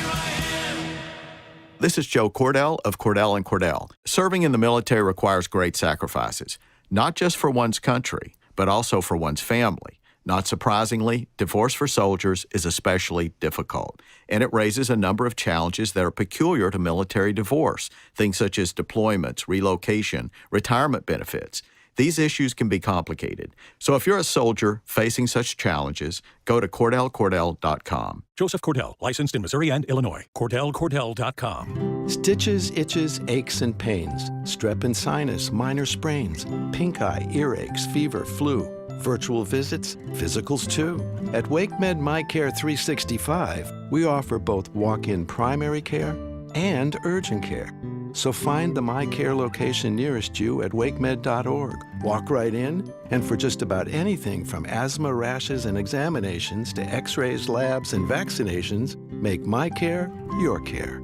Maxed out on credit cards, struggling with high interest debt? You can pay it all off in days with Loan Pronto's Rapid Equity Loan. Hey, it's Dennis Cox. Get cash out now without touching your low-rate first mortgage. No appraisals, no waiting, no BS. The Rapid Equity Loan program at Loan Pronto is amazing. One Loan Pronto client just got $300,000 approved in under 24 hours. They paid off debt, renovated the kitchen, and cut their monthly expenses by $1,800. That's a huge turnaround. Loan Pronto, instant approvals, low rates, no hard credit pull up front. Listen, your home equity is yours. Use it. Get cash to consolidate your debt down to one easy low monthly payment. Call Loan Pronto now for a free instant appraisal for your home and see how much cash you can get today. Loan Pronto is A+ rated by the BBB and have nearly 2,500 5-star Google reviews. Their service is off the charts. Call now to start the conversation. 919-381-1760, loanpronto.com. 919-381-1760. Get debt relief now. Loanpronto.com. Equal housing lender. NMLS 166171 on approved credit. NMLSconsumeraccess.org. Hi, I'm Marcy Bailey. And at Bailey's Fine Jewelry, we understand your concerns when it comes to buying an engagement ring. Am I paying too much? Am I getting a quality diamond? Will she love the ring? Rest assured, we prioritize your happiness as much as the exquisite diamonds we offer. That's why we provide unparalleled guarantees to give you peace of mind. First of all, we offer an incredible 30-day money-back guarantee. Secondly, with our unique 100-day price protection, we promise you'll get the best price, quality, and value. But if you find a better offer, we'll match it and give you 10% of the difference. But we don't stop there. We also offer an unprecedented lifetime diamond guarantee. It's our way of giving you confidence throughout all of your cherished moments. We've been locally owned since 1948 and voted the best jeweler year after year. At Bailey's, we're not just selling jewelry. We're providing a legacy of trust. We invite you to shop with us and experience the difference. Now more than ever, Lowe's knows you don't just want a low price, you want the lowest price. And with our lowest price guarantee, you can count on us for competitive prices on all your home improvement projects. If you find a qualifying lower price somewhere else on the same item, we'll match it. Lowe's, we help, you save. Price match applies the same item. Current price at qualifying retailers. Exclusions and terms apply. Learn how we'll match price at lowes.com/lowest price guarantee. This is Adam Gold. 80-second mark, I scream in the booth. I screamed in the booth. Why the heck is he still on the ice? Did you say it in Finnish? I should have. Yes. No, he wouldn't. He curses in English. He does. All right, 2 seconds later, he scored. Yes. And I went, oh, that's why. That's what. The Adam Gold Show. It's the Adam Gold Show. I am Adam Gold, Victoria, producing the program. We have game 1 tonight. Hurricanes and the Florida Panthers. If it feels like it's 2023, well, this was the matchup 4 years ago. Florida swept Carolina. Hopefully, that will not happen again. I believe we will have a long series, and we will get back to that conversation in a little bit. But the NCAA and the Power Four like to just kind of sneak news in, and apparently they don't have lawyers among the Power Four leagues anymore, because even bad lawyers, I think, would recognize the problems here as they are trying to bind all 4 leagues into a plan that would essentially create more antitrust violations. And Jay Bilas is here from ESPN, and I did a poor job of explaining this. But first of all, thank you very much for your time. I know there are far better things for you to do with your time on a beautiful Tuesday afternoon in the city of Charlotte. But officials from these power leagues are drafting a document that essentially will prevent schools from abiding by their own state laws. I can't even explain what they're trying to do, but I'll just ask you the question: do they have lawyers? Yeah, they have lawyers. I don't happen to think this is a particularly good idea. It's just a draft, so there's nothing been signed or agreed to yet. So I don't know exactly what their thought process is in trying. Obviously, I think over the years you've heard different administrators and even coaches complain about how can we have fair competition when there are differing state laws. I find that to be somewhat of a specious argument because there are differing state laws with regard to labor, tax, you name it. I mean, right. you don't see coaches saying, "Hey, it's unfair that that Florida and Nevada and Texas don't have state income tax. Therefore, they can get better coaches and better employees than we can. So we have to have a national standard with regard to taxation so that everything's fair. I mean, that's an absurd notion. And state laws differ on all kinds of things that matter to competition. But what's really at work here, in my view, is the NCAA is trying to get this House case settlement approved, as are the plaintiffs. And once that's approved, they're going to take it to Congress and say, look, you told us to get our act together. We got it together. So make this law. And so that way we're not in court arguing over antitrust issues all the time. And a federal law essentially protecting college sports or exempting it from antitrust would certainly be something that the NCAA would like. My view is a little more simplistic. If you don't want to get sued over antitrust violations, stop violating antitrust law and you'll stop getting sued. But they don't want to do that. The smartest thing for them to do, but they'll never do it, is for the NCAA to say, all right, pay your athletes whatever you want, just like you pay your coaches whatever you want, just like you pay your employees whatever you want, just like you pay your professors whatever you want, and compete in the marketplace. You're all market competitors against each other, and the rules we're going to promulgate are for the rules of play and rules of academic eligibility. The rest of it's up to you. And they're free of all this stuff, but somehow they don't want to do that. Maybe they don't trust themselves to act in a rational manner economically. Jay Bilas is joining us here on the Adam Gold Show. You explained that a lot better than I did. Although I think I did a better job before the break. I don't know. Maybe you've made me nervous, Jay.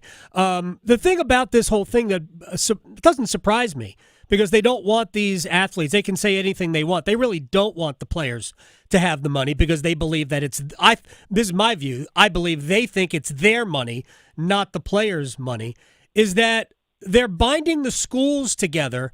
Like, the schools can't sue based on this document. Schools can't sue for whatever reason they want to sue. They're waiving their right to a lawsuit. But it wouldn't stop any player from hiring outside counsel and filing an antitrust lawsuit. That's true, but the settlement is going to basically protect the NCAA and the member institutions for a number of years on that front. I don't know how many it's going to be, but because the players have to essentially opt out or opt in to the settlement, I think they'll be protected in that regard. That protection is not going to last forever, clearly. But what it'll do is give them an opportunity to try to come up with a better framework going forward. And it will stem the tide of a lot of litigation right now, because a lot of things that have happened, whether it's the transfer portal or NIL itself, have come not from the NCAA's forward thinking or planning. It came from them losing lawsuits and being forced into it. Right.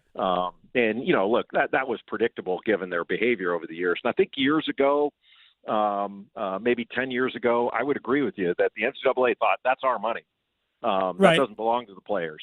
Now I think they realize that, look, the players deserve to be paid, but the question is how much. So what they're doing now is they're taking the amount of revenue sharing that's coming from this settlement, which is going to be, I think, 22% of essentially a Power 5 number. So say $100 million, it's going to be $22 million a school. There's an escalator in it year to year, and then they will review it based upon future revenue.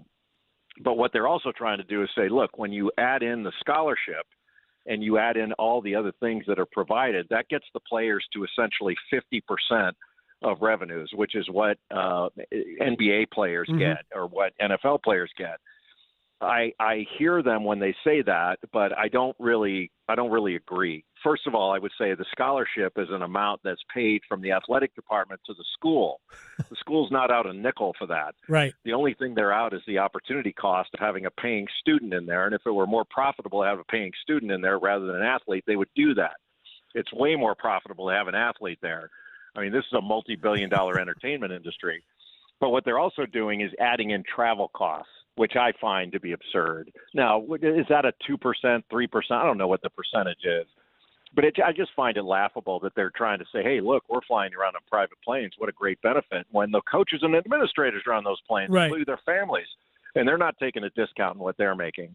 That's an expense incidental to a multi-billion-dollar enterprise. So I'm not particularly worried about that. But I get what they're trying to do. I just don't agree with it. As somebody who is not necessarily versed in the business world and get all these things, my wife runs her own business. She does hair. She is way more willing to trade out her service for for some reciprocal thing. Like if she can find somebody to do work on our house, she is happy to pay them through free haircuts and coloring because the cost isn't identical, right? So I look at that. I look at the scholarship value, and by the way, I've always thought that scholarship value, even within the university, varies from student to student anyway, based on what they get out of that scholarship. That to me, the cost of providing that scholarship isn't, let's just say, $100,000 a year. It's far less than that to the universities. Yes, but there is a value to it, and Sure. I don't have a problem with them assigning a value to it. It's just the idea that somehow, they act like they're paying some outside vendor for the player's Right. education, and they're paying themselves. So they're really not out a nickel in this whole thing. It's just the athletic department on its balance sheet books an expense, and then they pay it to the school. So it would be like me saying, hey, the rent for my kid's room in my house, boy, that's really expensive. So I'm going to take money out of my right pocket and put it in my left. And look, my right pocket's empty now. I don't have any money. Or geez, look, I didn't make any money last year because I spent it all on cars, country clubs, and vacations. So I didn't make any money last year. It's absurd to say that. And that's sort of what they're trying to sell to people.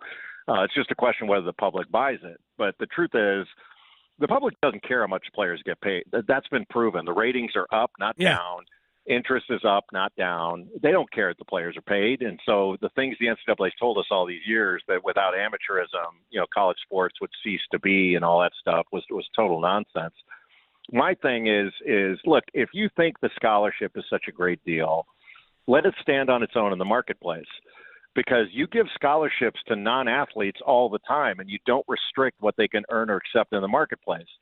And now you're trying to say because you get a scholarship, you get this great benefit, we feel like we can restrict your earnings on money that we are making off of you. Right. And in what industry does that work? I mean, it's almost like the NCAA doesn't want to admit that we're running a multi-billion-dollar entertainment industry off college campuses, and we've been trying to call it education all these years. It's not. And it may be part of the college process and a nice thing and all that, but it's pro sports. Yeah. And it's okay to admit that. And that I just wish it would be a little bit more honest in that regard. You can get an education, play ball, and make money all at the same time. Those three things I mentioned are not mutually exclusive to one another. As in pro sports, as they became more and more popular and more profitable, in most cases, the economic rules changed with the times. They've all changed to varying degrees. Baseball doesn't have a salary cap, but there's revenue sharing and there's a lot of other things, and we can debate the economic differences in pro sports. College is basically the only thing that really hasn't, and the only part of what you're saying that I disagree with is that I still think to their core they don't want the kids to get paid. I think they're just here. It's like we admit a mistake once you found us out. I'm always going to be cynical about that. But you referenced collective bargaining earlier, Jay, and they don't want it. But wouldn't collective bargaining help them the most of any possible thing that they could do, including getting Congress to give them an antitrust exemption? Well, they wouldn't need it if they collectively bargain. So right. if you collectively bargain with the players, there are a couple things that would be difficult. One, it would be difficult because we have public and private institutions, and collective bargaining with some of these public institutions would be problematic in different states. So I get that. But if you there's something called a non-statutory labor exception. And if you collectively bargain, you'd be essentially taken out of antitrust scrutiny that way. So they wouldn't need Congress's help if they did that. What they really want is for Congress to come in and like I mentioned before, like sort of make this settlement law or something like it so that they feel like they can operate the way they always have without fear of getting sued again and losing. And all of this stems back to, in my judgment, 1984 when I was in college, when the NCAA used to tell schools how often they could be on television. They did. I mean, Walter Byers would say, okay, Michigan, you can be on national TV once for football. Excuse me. So Oklahoma and Georgia sued, and they won. Yep. And in the Supreme Court, it's called the Board of Regents case. And that's what led to college sports, the explosion in money, because now schools on their own, like Notre Dame did, could market their own media rights. And then conferences could bundle their rights together and market their rights together. And that's when coaching salaries went way up, revenues shot through the roof, and nobody complained. They only complained when the players wanted something. And we went all these years where we just shook our fist and said, amateurism, play for the love of the game, when nobody was coaching for the love of the game, nobody was an AD for the love of the game or the love of education. It was only the athlete that had to be in love. And look, I've been paid to play basketball, and I loved it more when I was paid. Love and money are not mutually exclusive, as I think everybody knows. Jay Bilas, as we say goodbye, and I appreciate your time, because this is too serious a topic. We should be talking about basketball at some point. When you think about this particular issue, how long do you think we go before the whole thing blows up? I don't think it's going to blow up. It's, multi-billion-dollar businesses don't fold up because they have to pay their employees. I think the difficulty has been the system doesn't like the rapid turnover, where players can just walk out after playing for 1 year at a place, right? Whether it's football, basketball, any other sport. I don't like it either. I would prefer that everybody stayed. It's great. Mm-hmm.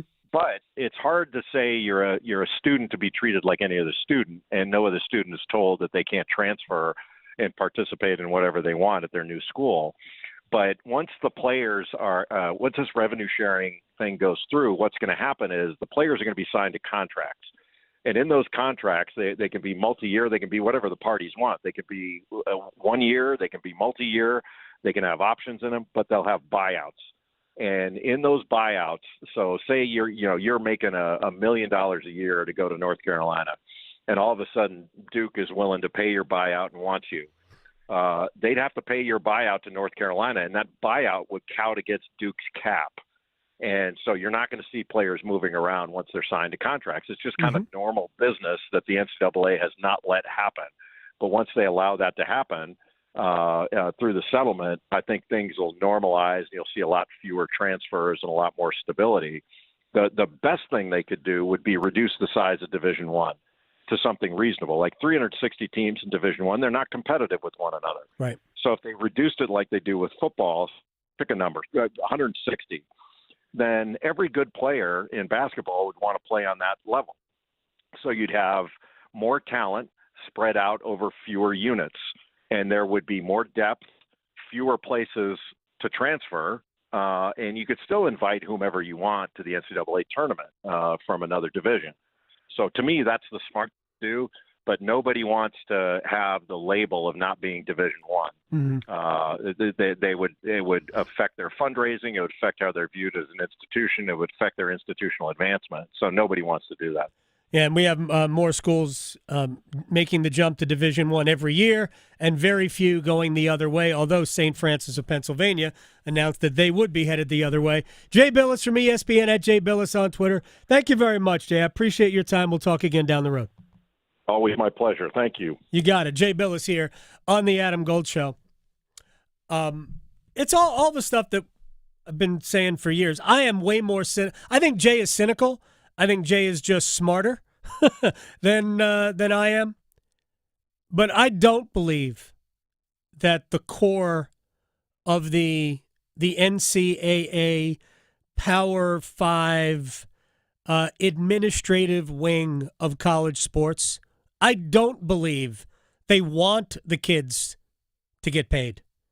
I think what they want is the way it used to be 15 years ago.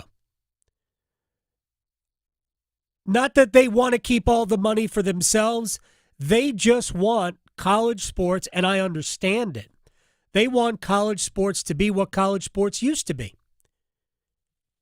Even though the sports themselves now generate. I'll draw the illustration this way. In 2000, 25 years ago, doesn't seem like that long a time ago. Really doesn't, to me. The Atlantic Coast Conference in 2000 paid out more money per school than any other conference in media and shared revenue. It was $9 million per school. League only had 9 teams at that point. The ACC was first among all conferences at $9 million per school. Within the next 5 years, the SEC and the Big Ten will be probably paying out, if not very close to, $100 million per school. Nothing in 25 years has gone up by 1,000%. Nothing. But that's where we are. That's how much money is now involved in major college sports.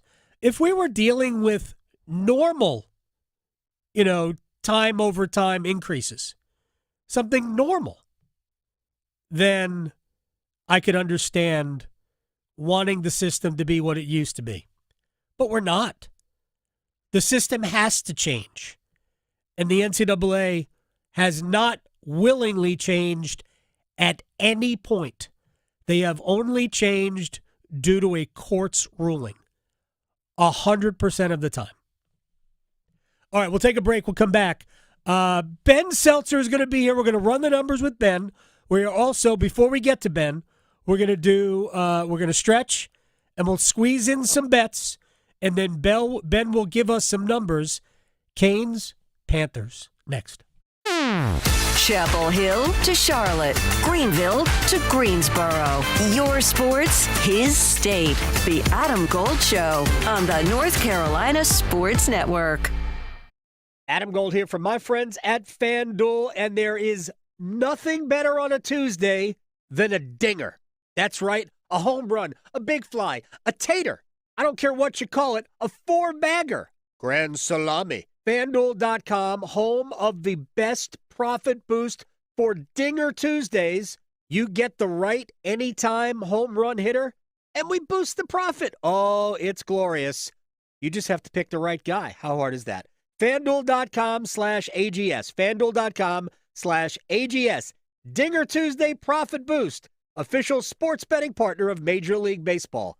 FanDuel. 21 and over and present in North Carolina. Opt-in required. Bonuses issued as non-withdrawable profit boost tokens. Restrictions apply, including any token expiration and maximum wager amount. See terms at sportsbook.fanduel.com. Gambling problem? Call 877-718-5543 or visit morethanagames.gov. It's the first day of the first grade, and she found a new best friend.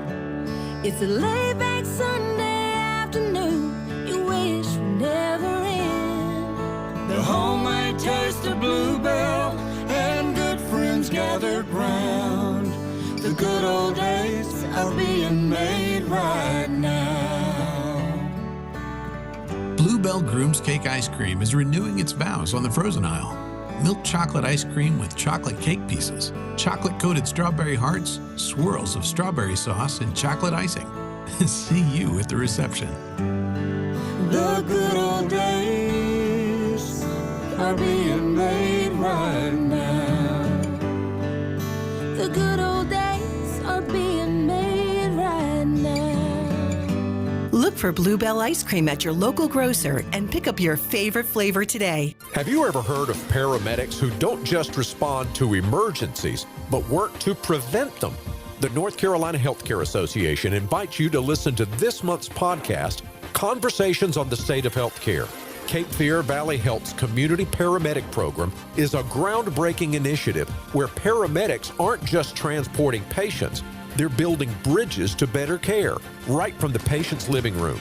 Here's Cape Fear's Alinda Bailey. We're not just asking, what's your medical emergency? We're asking, do you have problems obtaining your medicines? Can you get to your appointments? Are you safe? Are you supported?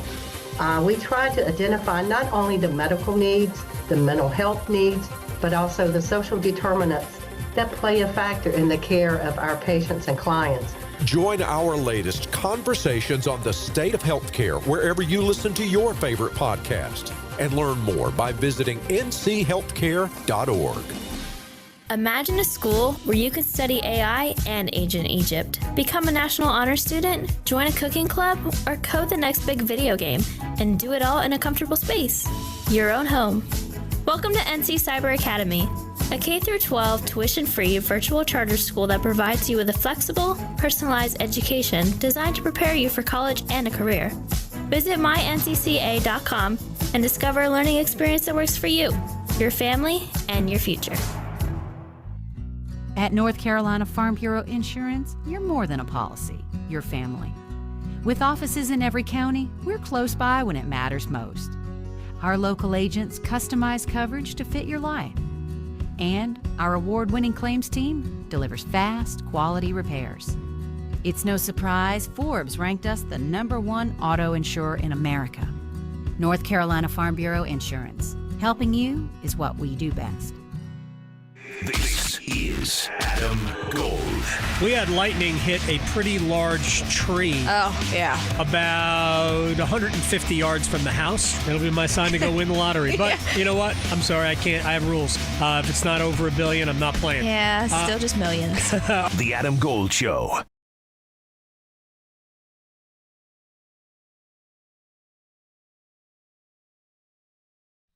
It's the Adam Gold Show. I am Adam Gold. We're going to run the numbers with Ben Seltzer in a second. Next hour, Will Brinson on the tush push. Brock Purdy's contract. Also, Joe Tooney, go Pack, got a 2-year deal from Chicago. And flag football coming to the Olympics. That's next hour. And, of course, we'll talk more about game number 1 tonight. But first, Victoria will stretch. That's right. I'm back. And I'm happy to read that we might finally have the Jetsons. How did you ever watch that cartoon? The Jetsons, they of had course. The flying cars. Astro? Yes. Yeah. Well, it's coming to life, apparently. But not as we all hope it would come to life. Right. Unfortunately, because a Slovakia company has made something called, well, it's a company called Klein Vision, but they are making something called an air car. An air car, okay. Yes, and it's going to be the first mass-produced flying car that's going to go on sale early next year. Really? So, yes. I've seen a hovercraft before. Yes, but it's not like we had all hoped for from Back to the Future or the Jetsons. I'm so disappointed in this. You also need a little bit of change because it's going to cost you only $800,000. It seems like that's what a flying car should cost. I know, but it could be up to $1 million if you want to add the little doodads and whatnot. Oh, sure. to it. The MSRP is $800, exactly. but you can't get it off the lot exactly for less than $1 million. If you want the hot cocoa maker in there too, it's going to cost you. Really? So this quote flying car. Plus, you want the True Coat. Yes. That's never mind. That's a the furry seats. Fargo deal. So what this is basically is a sports car that's going to have retractable wings and a propeller in the back. So you can't lift up off of traffic, but you still need a runway to get it going. Oh, really? And a pilot's license. So, just a few things to do that. But it transforms into an airplane under 2 minutes. It has a range of 621 miles. And its top cruising speed is 155 miles an hour at 18,000 feet. Oh, no, so we're talking a serious flying car, not a hovercraft. No, this is legit. Okay. Yeah, that's why you got to have a license, pilot's license. So, yeah, that's why it's I only think the going to cost you Weasleys had almost one of $1 those. million. So, yeah, it's going to be a thing. But right now, it's only in Europe. They're going to start hitting the skies in 2026. Europe gets everything before us. They really do. But hopefully we'll get it approved here in the U.S. Do we want people, though, flying? But, No. I drive in serious traffic every single day. We're laying off air traffic controllers left and right. There's like 3 air traffic controllers left at Newark Airport. That's it. I know. If I see some of the people doing this on the in the skies, I'm gonna be real scared. Oh. So, but one thing I'm not scared of is some of our bets. No, I'd be scared. We can't make bets. I'm not making a bet today. We have to suspend betting. Oh, no bets today. Ben is here. Oh, Ben's going to tell us. Got it. We're not betting. I'm over my last 4 because I keep going the other way, but I'm donating to the cause. The Hurricanes are where they are because I keep losing bets. How you doing? All right, Ben Seltzer is here. We're running the numbers with Ben. All right, give me some positivity about Florida v. Carolina 2. You want to go positive first? Yeah. All the positivity you got. I'll do a little mix and match. Let's hone in on Andrei Svechnikov. Sure. 8 goals through first 10 games. That's the most by a Kane through 10 games. His 7 even strength goals, tied for the most in club history, with 2009 Eric Stahl, right, and 2019 Teuvo Teravainen. And he's also been very clutch. He has been. Game winners, 3 game winners. Yeah. 3 of the 8 goals have been game winners. He's 1 goal shy of, 4th game winner, which would tie the Canes record. Is that Eric Stahl also? Well, there have been 3 Canes with a game winner in at least 3 rounds. Okay. Rod Brendamore had 4 in the 06 run. And he did in all 4 rounds. Okay. Ron Francis, 3 of 4 in... I remember him. 2002. Right. Corey Stillman, 3 of 4 in 06. So, we potentially have 2 rounds left. What does Svech have to give? We have 2 rounds left. Yeah. Well, there you go. We have 2 rounds left. Yeah. In the regular season, he only had 20 goals. Right. 2 of those were game winners in the 72 games he played. So 2 game winners in 72. He's really stepped up his game. In 10. He's been amazing. The 2 big moments of the Washington series, Svechnikov's Game 3 goal that made it 1-0 off the faceoff. Yeah, that was a great goal. And the goal that won it, which we could call it a great goal, but it was a smart play. And that is as important as anything that Andre does. Do you think he scores tonight? Because he has a 3-game goal streak going on. Yes. It would tie a Canes record with Bates Battaglia. 2002, he had a 4-game goal streak. What? Serious? Bates Battaglia had a 4-game goal streak? For the Canes. I would never, you could have allowed me to guess for 2 hours. I would not come up with Bates Battaglia. That's tremendous. Was he a part of that big BBC line? BBC line, absolutely. And former Panther Ray Shepard in 1999 also had a 4-game goal streak. Good little player for Carolina. Yeah. And last time, what was it, Thursday, I presented to you, were you the negative. opposite end. Yeah. Okay. Were you concerned Sebastian Aho? 0 goals in last series. Yep, nothing. No concern. No, not really. Okay. No, I thought, I've said this about Aho. He has other ways to help the team. I thought he played very well, but he didn't score, and he didn't really look to shoot a lot. That to me is more of a concern, if anything. But the last time I said, man, Aho needs to shoot the puck, he shot it like 12 times the next game. Yeah. So my guess is you'll see a different offensive version of Aho. So I was just looking at, some long runs for some teams, particularly Stanley Cup winners, and I was looking at their top centers of what they've done, and should we be concerned for Aho? Right. So one guy that I found that was pretty similar, 2016 run, Sidney Crosby. Okay. Through the first 2 rounds, he had 3 goals, 10 points through 11 games. That's Aho. Do those numbers sound familiar? Through 10 games, 3 goals, 10 points in 10 games. Exactly. Yeah. So, and here's another eerie incident. Both players were held scoreless in the second round versus Washington. That's right. Pittsburgh still got through the Capitals. Yes.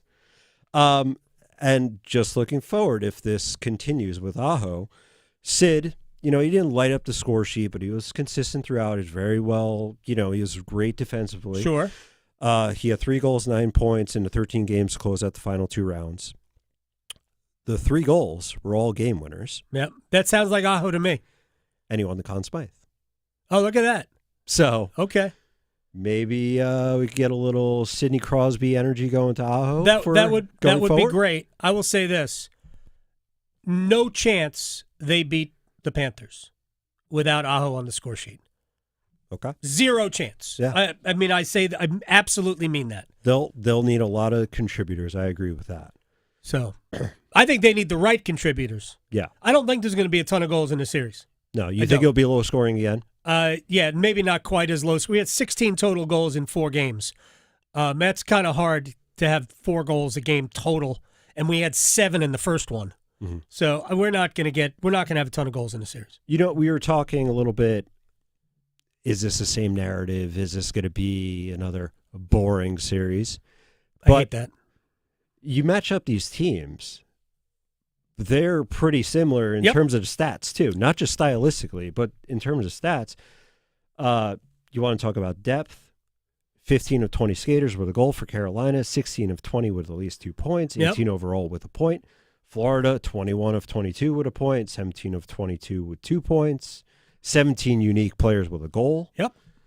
It's this is sort of the Spider-Man meme.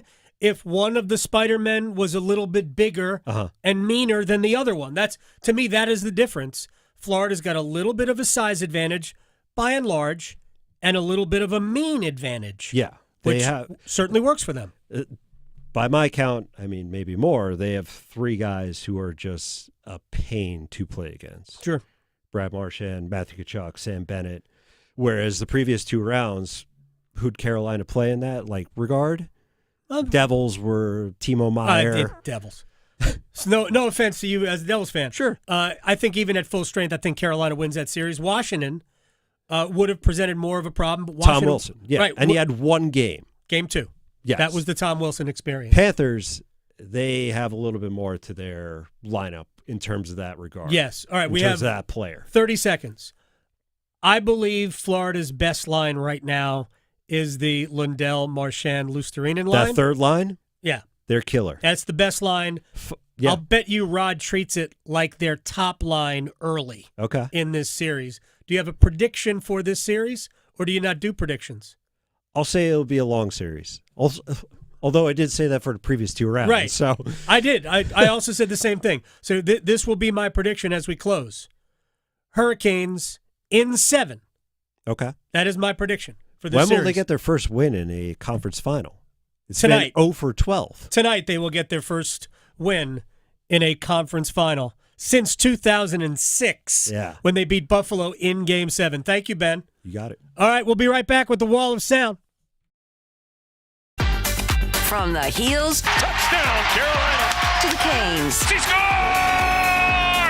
He covers it all. The Adam Gold Show on the North Carolina Sports Network.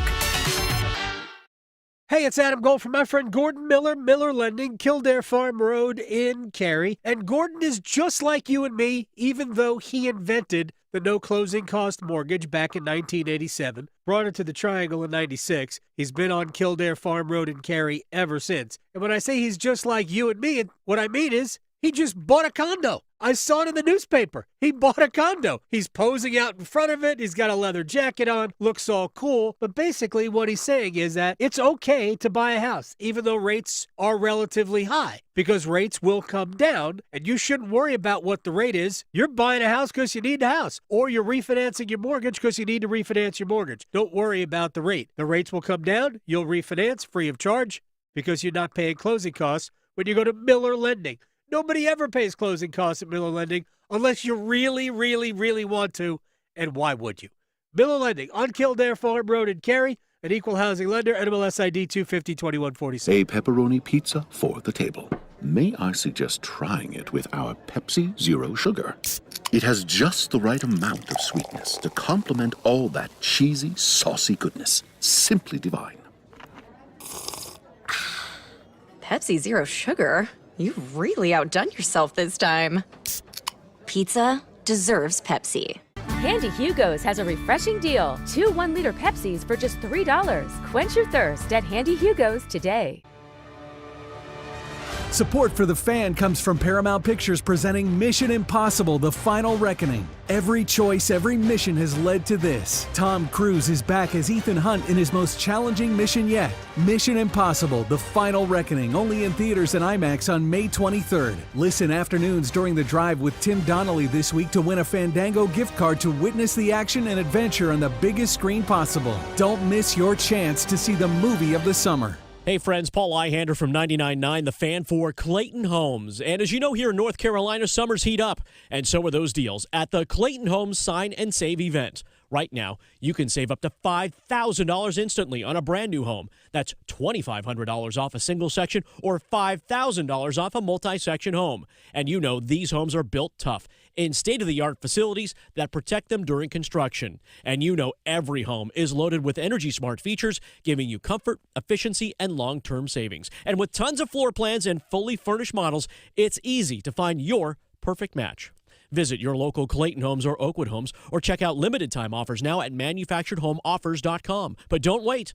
The Clayton Homes Sign and Save event ends August 31st. Terms and conditions for the Sign and Save sales event at manufacturedhomeoffers.com. Available only at participating Clayton Homes family of brands retailers through 8/31.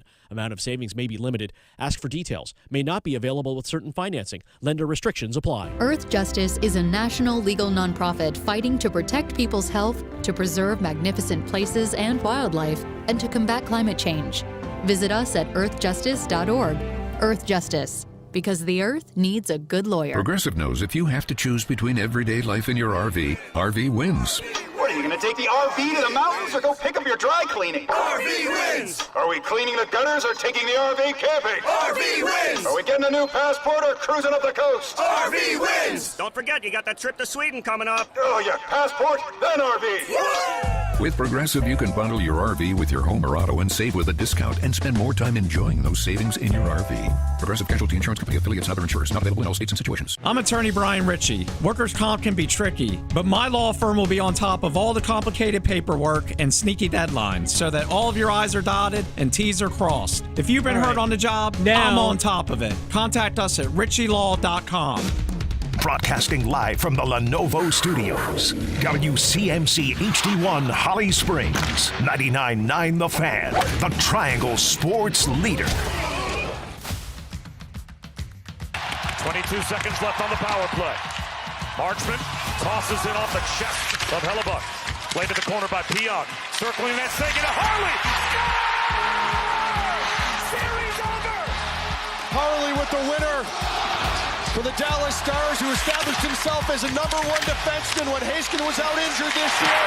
What a pass from Sagan from behind the net. Harley creeps down into the slot with a one-timer and beats Hellebuck stick side.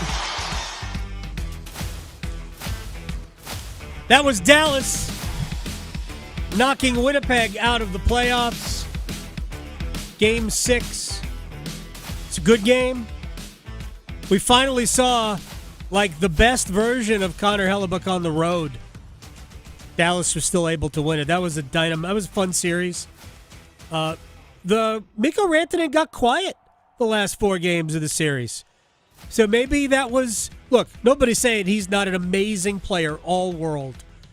But maybe 3 points a game was a little bit too much to expect every night. I don't know. Just offering something like that. He was, for his career, 1.2 points per game in the playoffs, which in and of itself is pretty damn good. But he was, for a time, he was on a different planet. Yeah. And then he came back to Earth, which is, I guess, normal and should be expected. But I would like him to go hit the golf course, personally. No. I said this at the very beginning of the playoffs. I was having a conversation with somebody who was off the air, because I do have a good feeling about Carolina in this round. Why I think Carolina can beat anybody, and I think Florida is beatable for the Hurricanes. And I know that there are people who saw 2023 and saw that sweep and think maybe this is a better version of Florida, and it may be. I think Carolina is playing at a level that they weren't playing at in 2023, And I also think that something they didn't have in 2023, they have now, and that is an in-form Andrei Svechnikov. People forget that team was built to have Andrei, Max Pacioretty, and Teuvo Teravainen. That team that they iced against the Panthers did not have Svech, didn't have Max Pacioretty, and had a Teuvo Teravainen coming back about 2 weeks too early from a broken thumb, which he suffered in Game 2 of the series against the Islanders in the opening round. So 3 of their biggest weapons they didn't have, really. Sebastian Aho scored no goals in that series in the 4 games. Said it before. If Sebastian Aho scores no goals, the Hurricanes will not win this series. He must score. He and Seth Jarvis, arguably, are the 2 most important offensive players for the Hurricanes in this round. They can't forget the other things that they do. I don't believe they will, but they got to get on the score sheet. All right, let's do a wall of sound. Will Brinson is going to join us in about 15 minutes. The wall of sound is a function of this studio. There's no doubt about it. All right, let's go to Rod Brindamore to start. And we've got 2 teams that really, if you look statistically or otherwise, I actually think if you watch, you could tell just how similar these 2 teams are. What is the difference for the head coach? Play here or there, player here or there that finds a way to do something a little special. I think that's who can stick to the game plan and not deviate. I mean, you're right, both teams play very similar and have the same, I think, thought process and how they go about it. So, you know, we understand that, and they do it better than anybody. So we also understand that. So that's the battle. It's going to be absolutely awesome. I think it's going to be a great series, even as boring as it can be. Of course, Florida and Carolina play a very similar style. Nobody says Florida's boring. I'm shrugging my shoulders for those of you not watching on YouTube. All right, for the head coach, how has this team been able to elevate their game throughout the playoffs? You know, there's things that we've done this year, probably during the season, to give you a little more of a chance of that by how we maybe not backed off, but changed it a little bit during the regular season. You know, maybe not so, leaving a little bit left for this time of year. But there's no secrets. I mean, I think both teams are feeling a little bit, you know, it's a grind, and I don't think you need to be motivated this time of year. We all know that you're getting closer and closer. But that's a good question. Don't really have a good answer for you. We ask a lot of good questions. All right. Looks to me like Jalen Chatfield will not play tonight, but I guess the Hurricanes are leaving it as a game-time decision. So Rod Brindamore was asked, because Scott Morrow skated with Shane Gostisbehere at the morning skate, Rod was asked why it would be Morrow if Chatfield can't go. Well, he's been around a little longer, knows our system a little better than I think Nicky does, and he played well when he came up. So, you know, there's a righty-lefty. It does matter a little bit. So those little things help, and, you know, I think he's earned the right to have a shot, so we'll see. Let me translate that. He's not going to play a lot anyway. He's earned the right to play his 10 minutes just like Nikishin did in Game 5 against Washington. So Scott Morrow will have a good seat to watch Game 1. Taylor Hall, for a hot minute, was a teammate with Brad Marchand in Boston. What did he learn about playing with Marchand? Yeah, I mean, I'm probably the least surprised guy in the world to see him playing the way he is. He's a natural competitor. He's a really good leader. He's someone that can come in and into a room and make anyone laugh, but also at the same time brings a level of intensity that is huge. So, watching him play, he's still got it. He's still a force out there and can make plays and win battles, and really plays a style that lends itself to this time of year. Wait a second. Was that Matthew Tkachuk? Do we have more of that?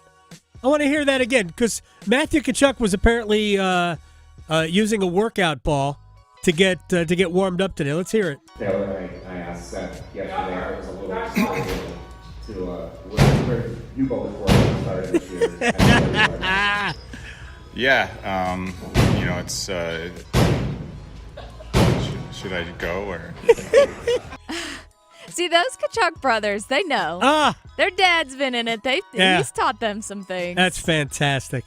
I love it. All right, now to the brotherly shove may be going the way of the Edsel, because they will vote at NFL meetings this week on whether or not to change the rule that would prohibit pushing a player from behind further down the field, whether it's for a first down or a touchdown or any yardage. And we call it the tush push. And the commissioner would like it removed from the league. The Green Bay Packers definitely want it, since they introduced the legislation, I guess, to ban it. Here's Adam Schefter on the potential of it going away. The game itself is dangerous. Every team can do it. But I think that the league feels like it's acting proactively to get rid of the tush-push before anybody gets hurt on that play. And I know the Eagles have been lobbying teams, and they've been doing this for weeks and months to try to keep the rule. And I know you're going to need 24 votes, and I don't know where those votes are going to come from today, but if Roger Goodell is as against this play as I believe he is, then somehow, some way, I believe that Roger Goodell will find a way to come up with 24 votes to prevent the tush push from happening, and we probably will have seen the last of that play. All right, here's Bart Scott, longtime player, Ravens, Jets, on the NFL potentially banning it. If it's supposed to be about a mano, you talk about getting, we go back to the longest yard. I fight for that inch. I claw with my fingernails. Mm-hmm. That's not fair. Like, why shouldn't I be able to push from the other side as a linebacker? If you can push your guy, let me push my guy. Mm-hmm. If we want to really make it about who's tougher and who's stronger, this just becomes a math equation, an example of physics. Mm-hmm. So, I mean, if you can push and I can't push, then you should win every time. All right, here's the deal. You've heard me talk about it before. I've never understood the difference between pushing and pulling. You can't pull, but you can push right now. But 20 years ago, you couldn't do either. And that's what the Green Bay Packers are now proposing. That we go back to an old rule, which said you can't pull, lift, throw, carry a teammate. And now you also, like you couldn't in the past, you can't push either. Again, this is not a new rule. It would be going back to an old rule. And that's what, to me, that makes more sense. I call BS on the player safety angle here, because if we were truly worried about player safety, we would also ban the quarterback sneak. They ain't doing that. So stop it with the player safety. This is about Philadelphia does this better than anybody else. Nobody can stop it. But it is also an unfair situation. Unless we're going to allow teams to pull players, then you shouldn't be allowed to push. That's easy. Do it on your own physical motor skills. End of discussion. With that, we'll take a break. Will Brinson on the other side. We will talk with him about this, Brock Purdy's contract, and more. Also, news on a former Wolfpack star. Next. Talking sports, dropping truth. The Adam Gold Show on the North Carolina Sports Network.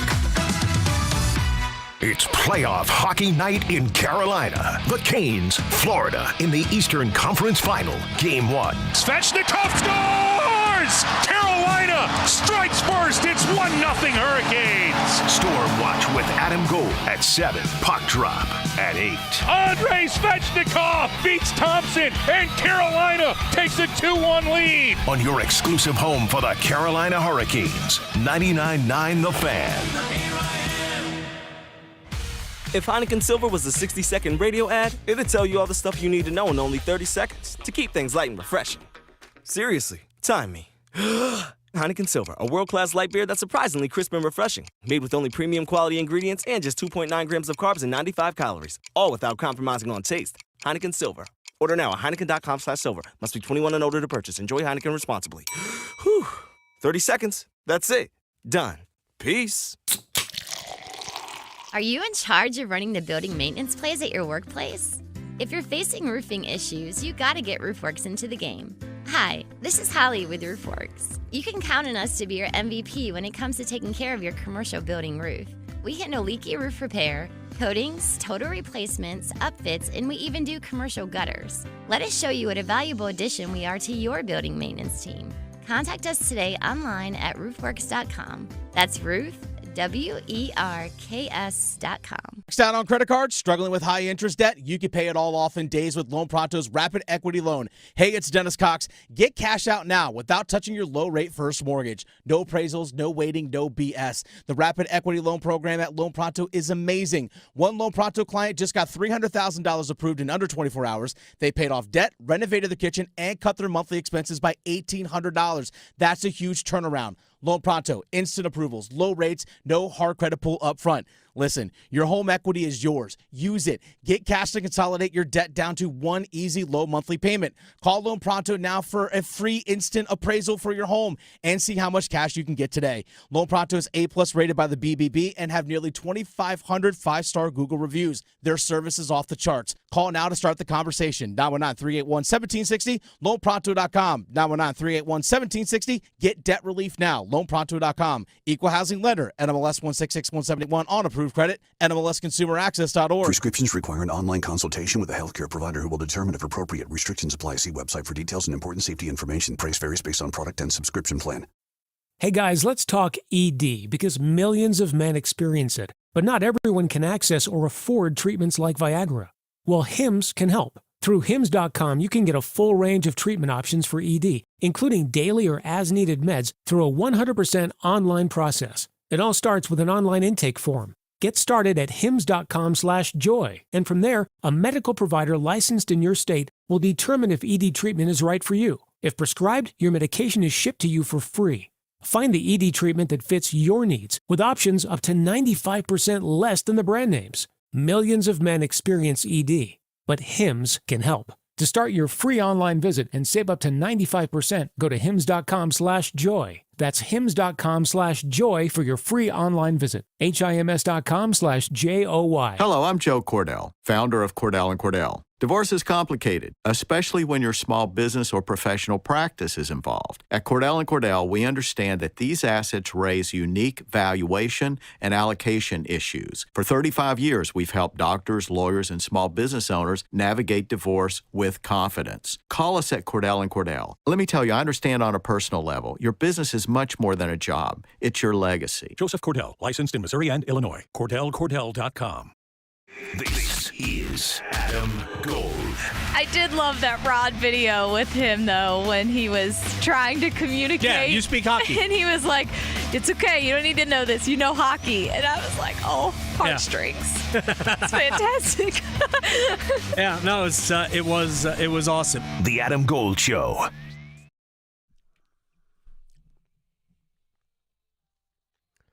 It's the Adam Gold Show. I am Adam Gold. Victoria on the ones and twos. Game 1 tonight, Eastern Conference Finals, Hurricanes and the Florida Panthers. If you are listening locally, or if you would like to join us via stream, you can. The pregame show begins at 7 o'clock tonight, 8 o'clock. Well, they say it's an 8 o'clock start. It'll be more like an 8:12 start, but we'll be there at 7 o'clock with the pregame show, and looking forward to Game 1 at Lenovo Center. I believe there are people tailgating already. and that ain't a bad place to be because it is gorgeous outside. Will Brinson, senior NFL writer, CBSSports.com. He sorts the Sunday pile. Even though it is Tuesday, we have a pile to get to. Let's just start here.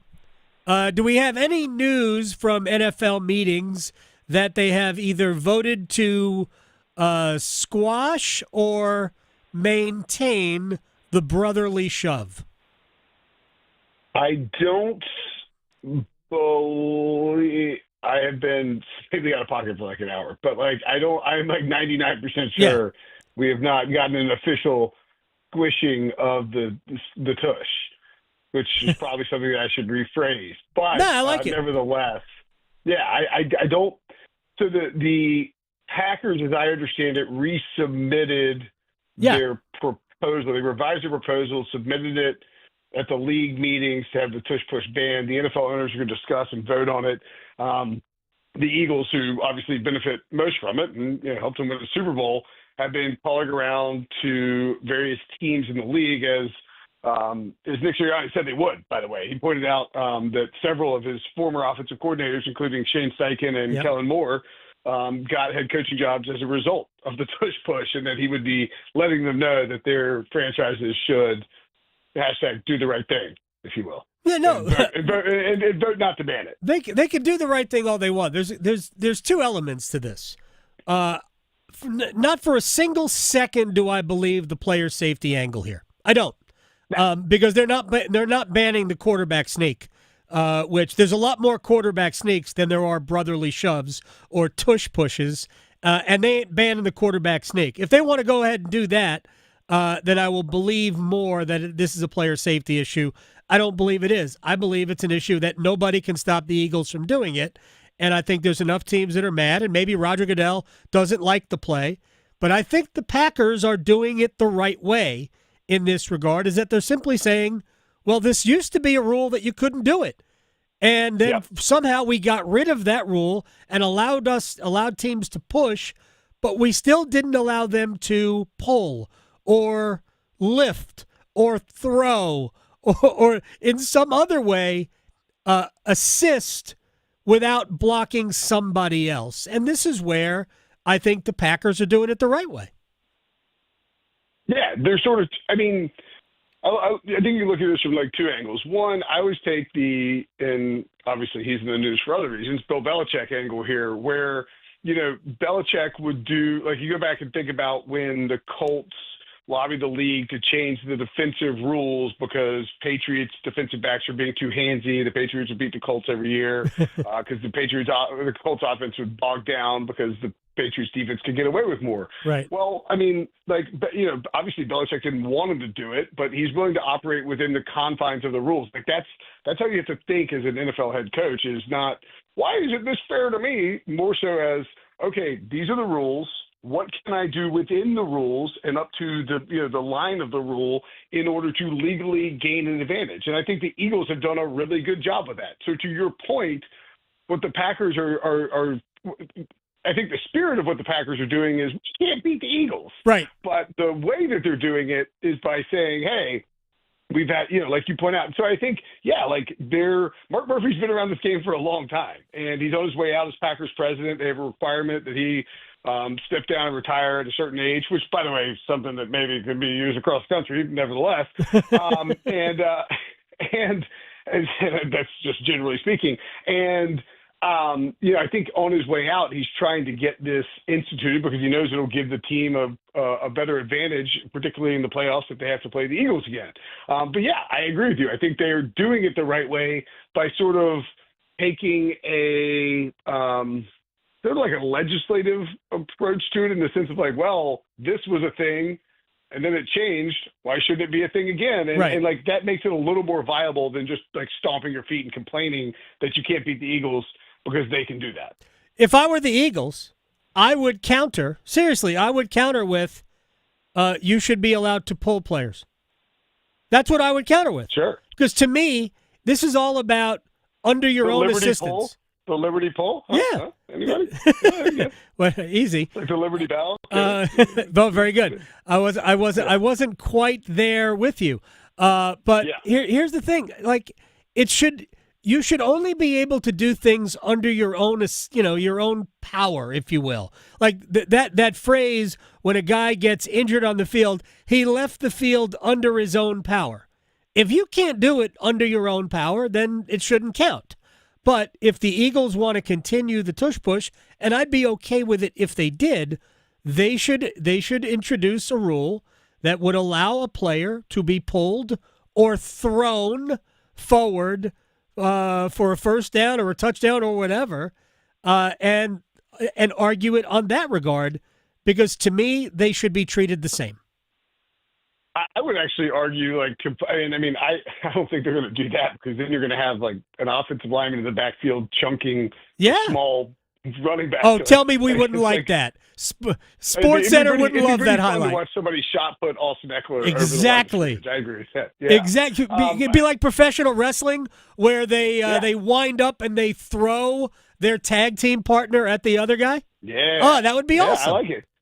I actually think you can make the case that the Eagles, if they outlaw the tush push, that the Eagles won't be affected that much, because Jalen Hurts is already such an incredible short yardage runner. Exactly. And so powerful. There were scouts coming out of when he came into the draft, came out of the draft, whatever, who said that he was the best runner, the best running back in his conference. And it wasn't even meant to disparage his skill set as a quarterback or as a passer, but more to point out that this guy is really physical, and it is kind of the equivalent of having Saquon Barkley take a snap. And we see direct snaps all the time. So, I really don't – they can outlaw it. The Eagles are still going to run quarterback sneaks. They're just not going to have somebody shoving him forward, which does gain you an advantage there. So, I think it'll be fairly minimal in terms of the impact on the Eagles, but I also don't think that they're going to outlaw it, because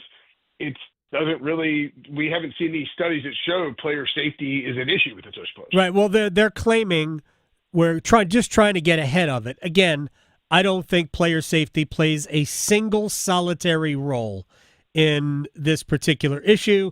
Or almost anything that the NFL does outside of avoiding litigation. Good point. Very good point.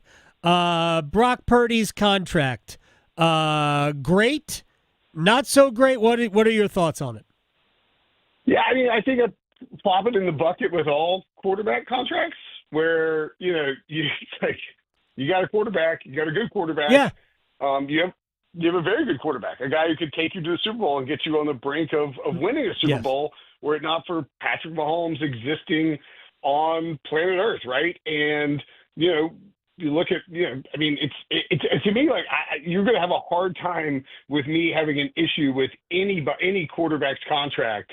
And I don't think it's officially been filed, but you're just not going to. I'm going to have a hard time getting really upset about a quarterback contract.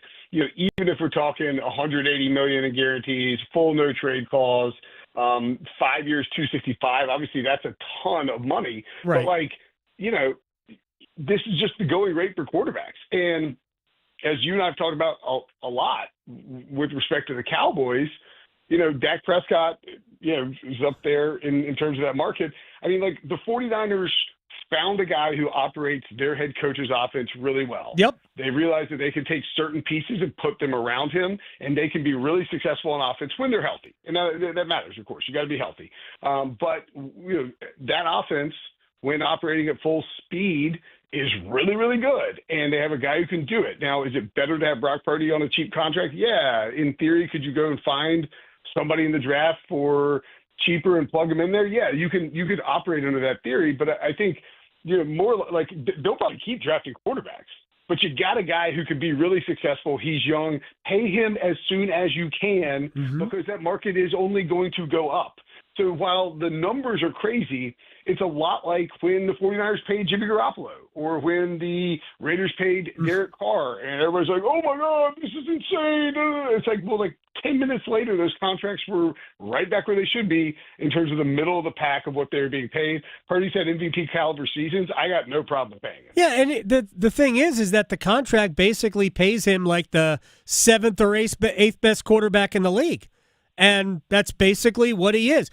I think he's better than Dak. Do you think he's better than Dak Prescott? I think that Dak Prescott would be really good in Kyle Shanahan's system. So I agree with that, but he's not. Yeah. Yeah, he's not. I mean, like Brock Purdy in Kyle Shanahan's system on the 49ers is a better quarterback than Dak Prescott in the Cowboys system on the Dallas roster. If that makes sense the way I'm phrasing that. It makes perfect sense to me. I think if you flipped Brock Purdy and Dak Prescott in terms of their coaching staffs and the weapons that they have, and obviously Dak's got good weapons. He's got CeeDee Lamb, Jake Ferguson. He's got George Pickens now. Now they have George Pickens. I think if you flipped them, you might very well say Dak Prescott's a better quarterback. So, because environment matters with the quarterbacks, but you get to benefit from being drafted by that team and flourishing in that system. All right, and now I know you're always dialed into former Wolfpackers. Joe Thuney gets a 2-year deal from Chicago. Going to pay him very well over the next 2 years. Has Chicago? First of all, you could comment on Thuney's contract, and in fact, he's making a ton of money as a pro because he's a good one. But the Chicago's quietly building a pretty good offensive line. No. Yeah, you get Drew Dahlman, Jonah Jackson, Joe Thuney. I mean, these are guys that have had success at a high level. Certainly Jackson knows that system that Ben Johnson is going to operate in. They added Luther Burden in the offseason too in the draft. So now you have DJ Moore, Rome Odunze, and Luther Burden. I mean, that's Burden doesn't have to be great right out of the gate. Colson Loveland was their first-round pick. I mean, this is a team that did exactly what we always ask teams to do, which is you draft a quarterback first overall, and then last year they did a decent job of it, but it's been pointed out, I mean, the offensive line wasn't good enough for Caleb Williams. They've now done everything that you would ask of a team around a quarterback, a young quarterback. Give him some protection and give him some weapons. So you see the Panthers doing the same thing with Bryce Young and drafting T-Mac. But, man, on paper, if Ben Johnson can do what he did in Detroit with this Bears offense, I mean, it looks like it could be a very, very fun unit to watch. Still probably have to beef up the running backs, but I think that's a little less of a concern than getting that offensive line right. And Loveland, I mean, they took him 10th overall, right? I mean, they love this guy, and he has the ability to be a top tier tight end. Not a great blocker, but someone who could be very, very good. Joe Thuney, by the way, I believe if he plays out his contract, he will have made more money than any guard in NFL history. So shout out to the former Wolfpack legend, Joe Thuney, and multiple times Super Bowl champion, who now gets paid by a third team. Well, I think the top 4 highest earning golfers in the history of the sport are Tiger Woods, Phil Mickelson, Rory McIlroy, and Scotty Scheffler. Charles Schwartzel, I believe. Is All right, final thing for Will Brinson. The NFL has given their blessing on I believe they have, or they will, on players going to the Olympics to play flag football. Your thoughts on this? I'm actually more interested in seeing women's flag football. I assume that's going to be part of the Olympics as well. That's actually becoming a high school sanctioned sport in the state of North Carolina. I think it's awesome. I mean, I have to assume that we're going to see the best players in the league want to participate.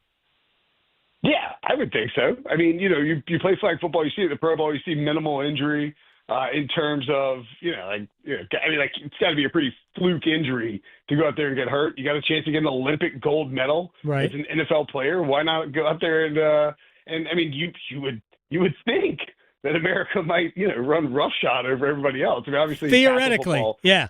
Theoretically, right.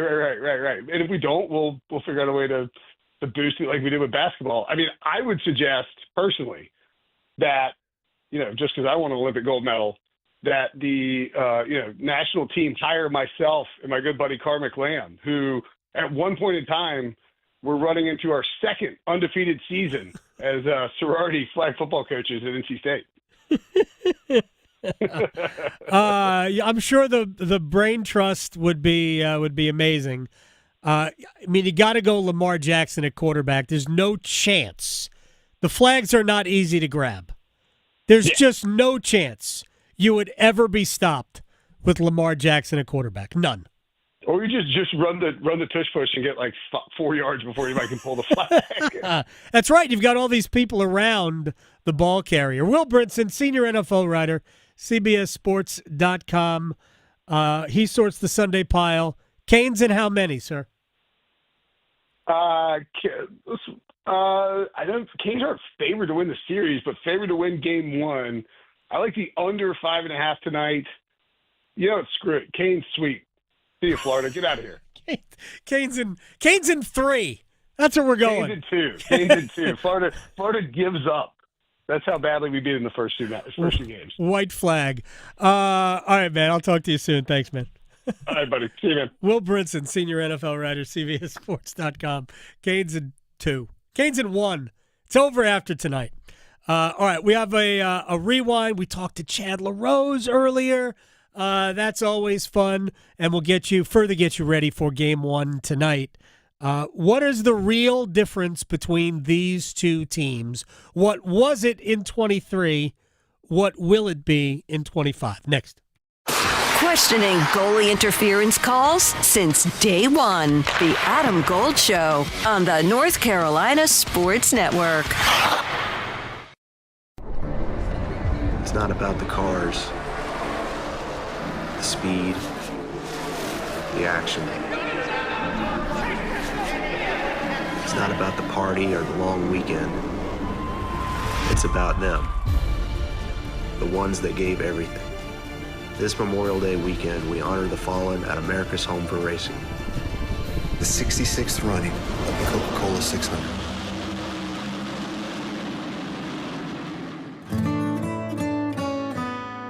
It's the first day of the first grade, and she found a new best friend. It's a laid-back Sunday afternoon you wish would never end. The homemade taste of Bluebell and good friends gathered round. The good old days are being made right now. Bluebell Groom's Cake Ice Cream is renewing its vows on the frozen aisle. Milk chocolate ice cream with chocolate cake pieces, chocolate-coated strawberry hearts, swirls of strawberry sauce, and chocolate icing. See you at the reception. The good old days are being made right now. The good old days are being made right now. Look for Bluebell ice cream at your local grocer and pick up your favorite flavor today. Have you ever heard of paramedics who don't just respond to emergencies, but work to prevent them? The North Carolina Healthcare Association invites you to listen to this month's podcast, Conversations on the State of Healthcare. Cape Fear Valley Health's Community Paramedic Program is a groundbreaking initiative where paramedics aren't just transporting patients, they're building bridges to better care, right from the patient's living room. Here's Cape Fear's Alinda Bailey. We're not just asking, what's your medical emergency? We're asking, do you have problems obtaining your medicines? Can you get to your appointments? Are you safe? Are you supported? We try to identify not only the medical needs, the mental health needs, but also the social determinants that play a factor in the care of our patients and clients. Join our latest Conversations on the State of Healthcare wherever you listen to your favorite podcast. And learn more by visiting nchealthcare.org. Here at NC Cyber Academy, screens are a good thing. At our K-12 tuition-free virtual charter school, your child can find a flexible and personalized education that lets them take a brain break when they need it, but also provides structured one-on-one time with our amazing teachers. But we also power down our laptops for in-person activities with fellow students to build community. Visit myncca.com to learn how we can set your child up for success in the classroom, at college, and in their careers. At North Carolina Farm Bureau Insurance, you're more than a policy, you're family. With offices in every county, we're close by when it matters most. Our local agents customize coverage to fit your life. And our award-winning claims team delivers fast, quality repairs. It's no surprise Forbes ranked us the #1 auto insurer in America.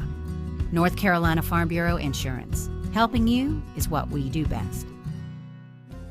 Did you know Along with keeping their local communities powered, public power line workers are part of a mutual aid network spanning the state and country. Public power crews help their neighbors when natural disasters damage electric systems. And that mutual aid network is one of the reasons public power has the highest reliability rating among energy providers, forming a camaraderie among line workers that's second to none. Interested in joining public power? Learn more about careers at electricities.com.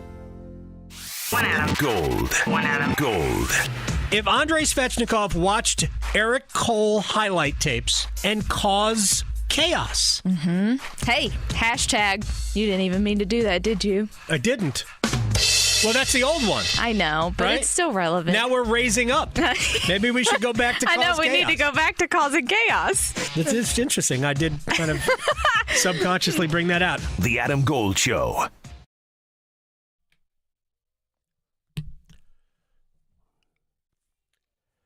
It's the Adam Gold Show. I am Adam Gold. Victoria is on the ones and twos.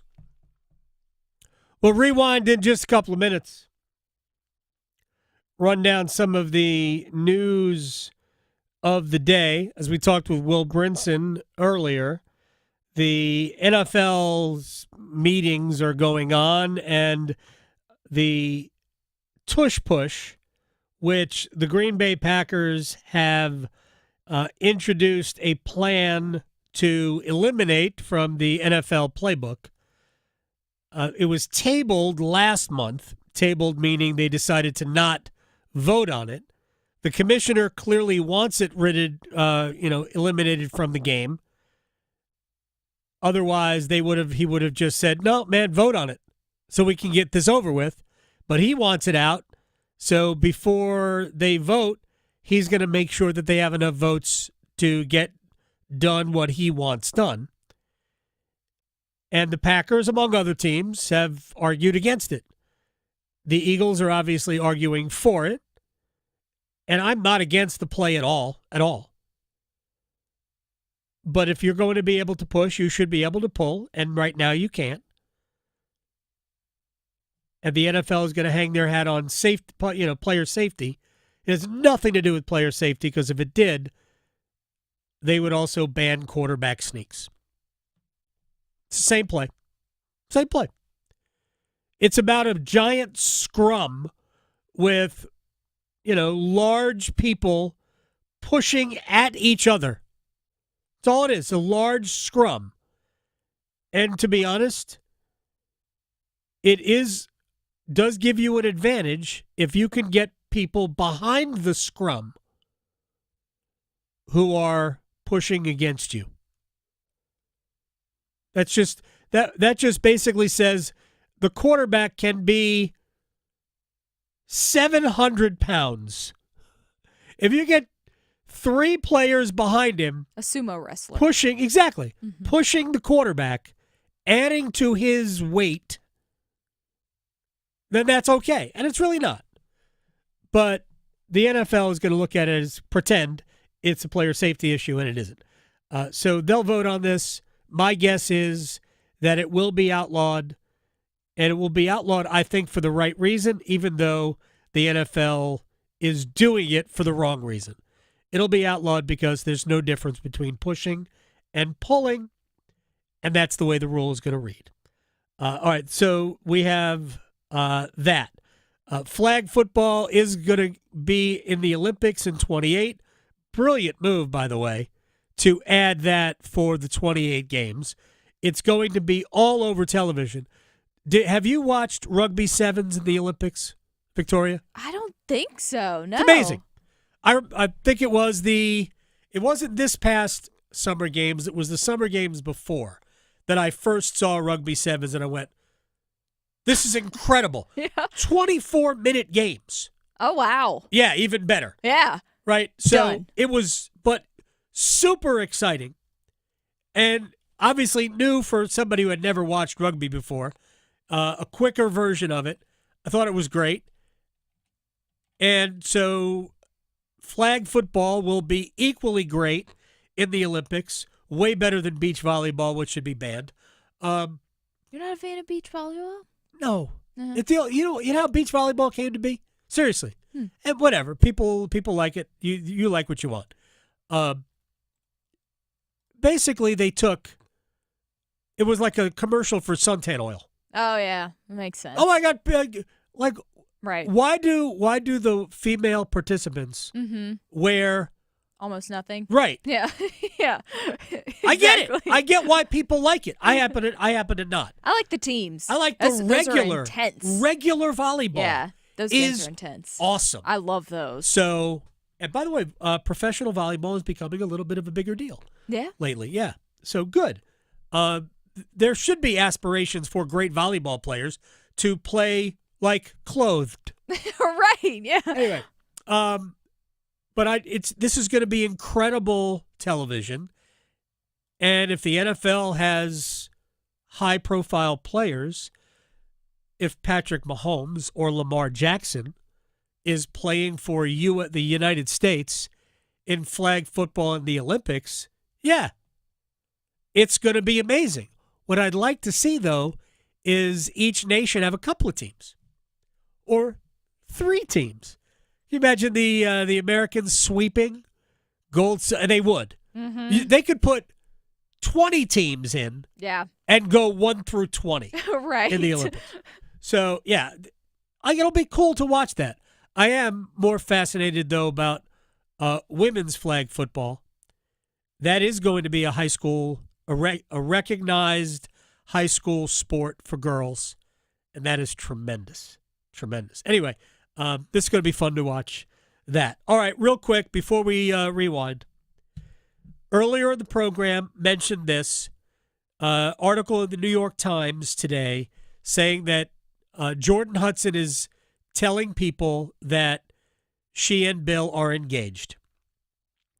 I have no idea whether or not that is true. I cannot confirm, nor do I care, other than where they registered and who would be in Bill's wedding party. Who would the groomsmen be?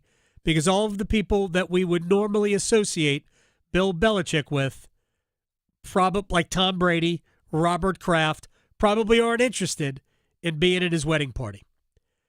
Maybe Bill Parcells. That would make sense, right? Lawrence Taylor. Yeah, maybe. That would make sense as well. Michael Lombardi. Yeah. At UNC. But in response to the report in the New York Times, funny that it's in the New York Times, Pablo Torre from Pablo Torre Finds Out, the podcast, who is the foremost authority on the interpersonal relationship of Bill Belichick and Jordan Hudson. Nobody has spent more time on this issue than Pablo. Tweeted out earlier today, 1, I can report that as recently as March, Bill Belichick told a friend who asked him directly that he is not engaged to Jordan Hudson. And 2, yes, my reporting on this continues. More to come soon on Pablo Torre Finds Out. I'm so excited. So excited. It's not quite like the OJ trial as a cottage industry, but it's like, a stepchild of it. Mm-hmm. So weird. Unbelievable. Unbelievable. All right, you ready to rewind?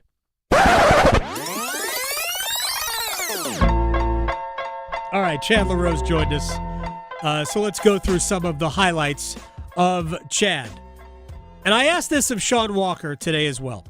But since Chad LaRose has been to 2 conference final series with the Hurricanes, difference between the second round and the conference finals, or is it just another playoff game? I think when you're in the mode, it's a playoff game. But, we don't really look into the future much when we're playing. But, you knowing that there's only four teams left, 1 year we were the last team to go in. My second time when we had to play Boston in Game 7, and Pittsburgh beat the night before. I remember being in the hotel room with Stahl watching that one. And they beat up on Washington. But, it's a recognition, but I mean, the job at hand is really what you're looking at, right? You want to start the series off well. You know, a lot of tactical stuff I'm sure will be going on behind the scenes, and yeah, I mean, it's exciting, right? I mean, you play all year to get here. If any one of these teams starts the year and says, "Hey, we're going to get to the Eastern Conference Finals or the Western Conference Finals," we'll take that, right? And then we'll go from there when we get there. All right, more for Chad LaRose. Difference for you between starting at home and the road? I think playing at home is much better to start. It has both of its ways, right? You feel no pressure on the road, right? But also at home in Carolina, you really don't feel any pressure because their fans are so good, right? A place like Toronto, I mean, there's pressure galore on those guys, and I think that helps Carolina because, I mean, we need the fans there, right? I mean, they give you that extra energy. So, I mean, and knowing that if it's a long series, you got the home ice advantage. You have to protect it, but also you have your routine. You're in your own bed. You've been watching those series before. So I think those things will benefit us and benefit Carolina. And yeah, I would rather start at home, right? I mean, that means I got a better record and I get 4 games at home if I need them. All right. I don't know why Chad had to clarify what us meant, but hey, I appreciate him just coming on the show. Here about the pressure, because I do think Florida plays this game with no pressure, 0. And I do think there is more pressure on the Hurricanes, A, to protect your home ice, but really to get off to a good start. The Florida Panthers just lost the first 2 games in Toronto. First 2 games of that series, they lost in Toronto. And then, by the way, I don't know how many people realize this, but twice in Game 3 at home, they trailed by 2 goals. They trailed 3-1 and 4-2. I think it was 3-1 and 4-2? Or 2-0 and 3, something like that. I believe they trailed twice. And ultimately, they came back, forced overtime, and Brad Marchand won it in overtime. The Panthers were this close to being 3-0 down in the series to the Maple Leafs. We all know what happened after that. But they are familiar with being behind in a series. And I will go back to the first series in this run. This is 2023.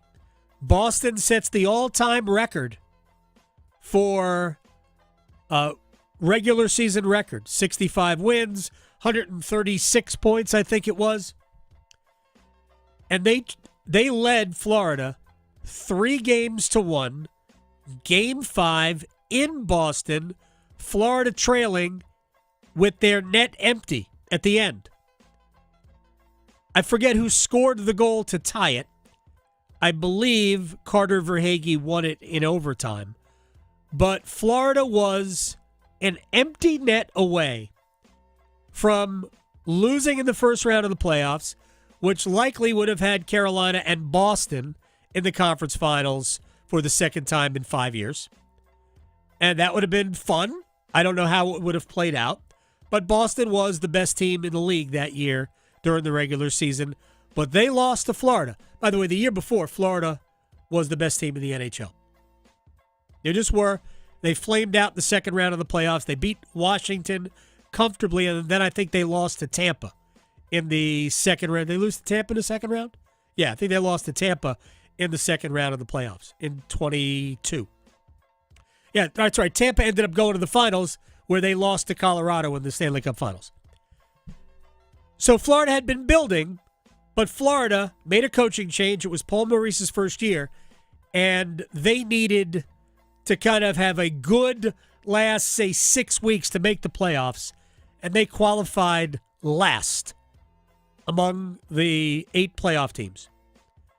And they went and beat Boston in the first round. But again, they were this close to being eliminated in the first round. Then they got going. And this team is exactly what Excuse me. This team is exactly what you expect from a Florida Panthers team. They are gritty. They are rugged. They are physical. They can score. Brad Marchand adds a totally different element to their lineup that they didn't have before. And it cost them like nothing, too. Nothing, absolutely. Yeah. It didn't cost them a ton either to get Seth Jones. Hey, you can. They made 2 great deals. Bill Zito is awesome at his job. Not only that, but you get Seth Jones, and you're not paying his full price. I mean, they're still paying him $7 million or so, but they're not paying the $9.5 million. And Carolina could certainly understand that. Same thing with Brent Burns, right? They're not paying his full salary. The San Jose Sharks are picking up a good chunk of that. Anyway, what the long story, or the short story to the long story, is that Florida is not afraid at all of winning on the road. They have won on the road routinely. We have 2 minutes left. Let me tell you the difference between a Hurricane win in this series and a Hurricane loss. And you don't have to overthink this. 2 years ago, the Hurricanes got combined from their best offensive players, from Seth Jarvis, Sebastian Aho, Teuvo Teravainen, again, Martin Necas. Throw Jesperi Kotkaniemi in there. 2 goals. Combined, 2 goals in 4 games. Matthew Tkachuk had 4. Alexander Barkov had 2. Carter Verhaeghe and Sam Reinhart each had 1. Ultimately, the difference between the Hurricanes and the Panthers 2 years ago in this round was the production of the scoring players. Remember, no Andrei Svechnikov in that series because he had torn his ACL a few months earlier. If the Hurricanes are to win this series, they will do so because Andrei Svechnikov continued to be Andrei Svechnikov. Sebastian Aho, Seth Jarvis got on the score sheet. And then you need a little bit from your depth. But if the Hurricanes are going to win this series, they will need their best players to produce. They will not win like they did against Washington with Aho getting 0 goals. They will not win a series if that's the case. They must have their best players hit the score sheet. It really doesn't get any more complicated than that. You've got 2 teams that rely on their depth, 2 teams that are getting great goaltending. Frederik Andersen continues to be, statistically speaking, the best goalie in the playoffs. And as I said earlier, we'll see you for Game 7 and a happy Hurricanes win. Let's not go 4 overtimes.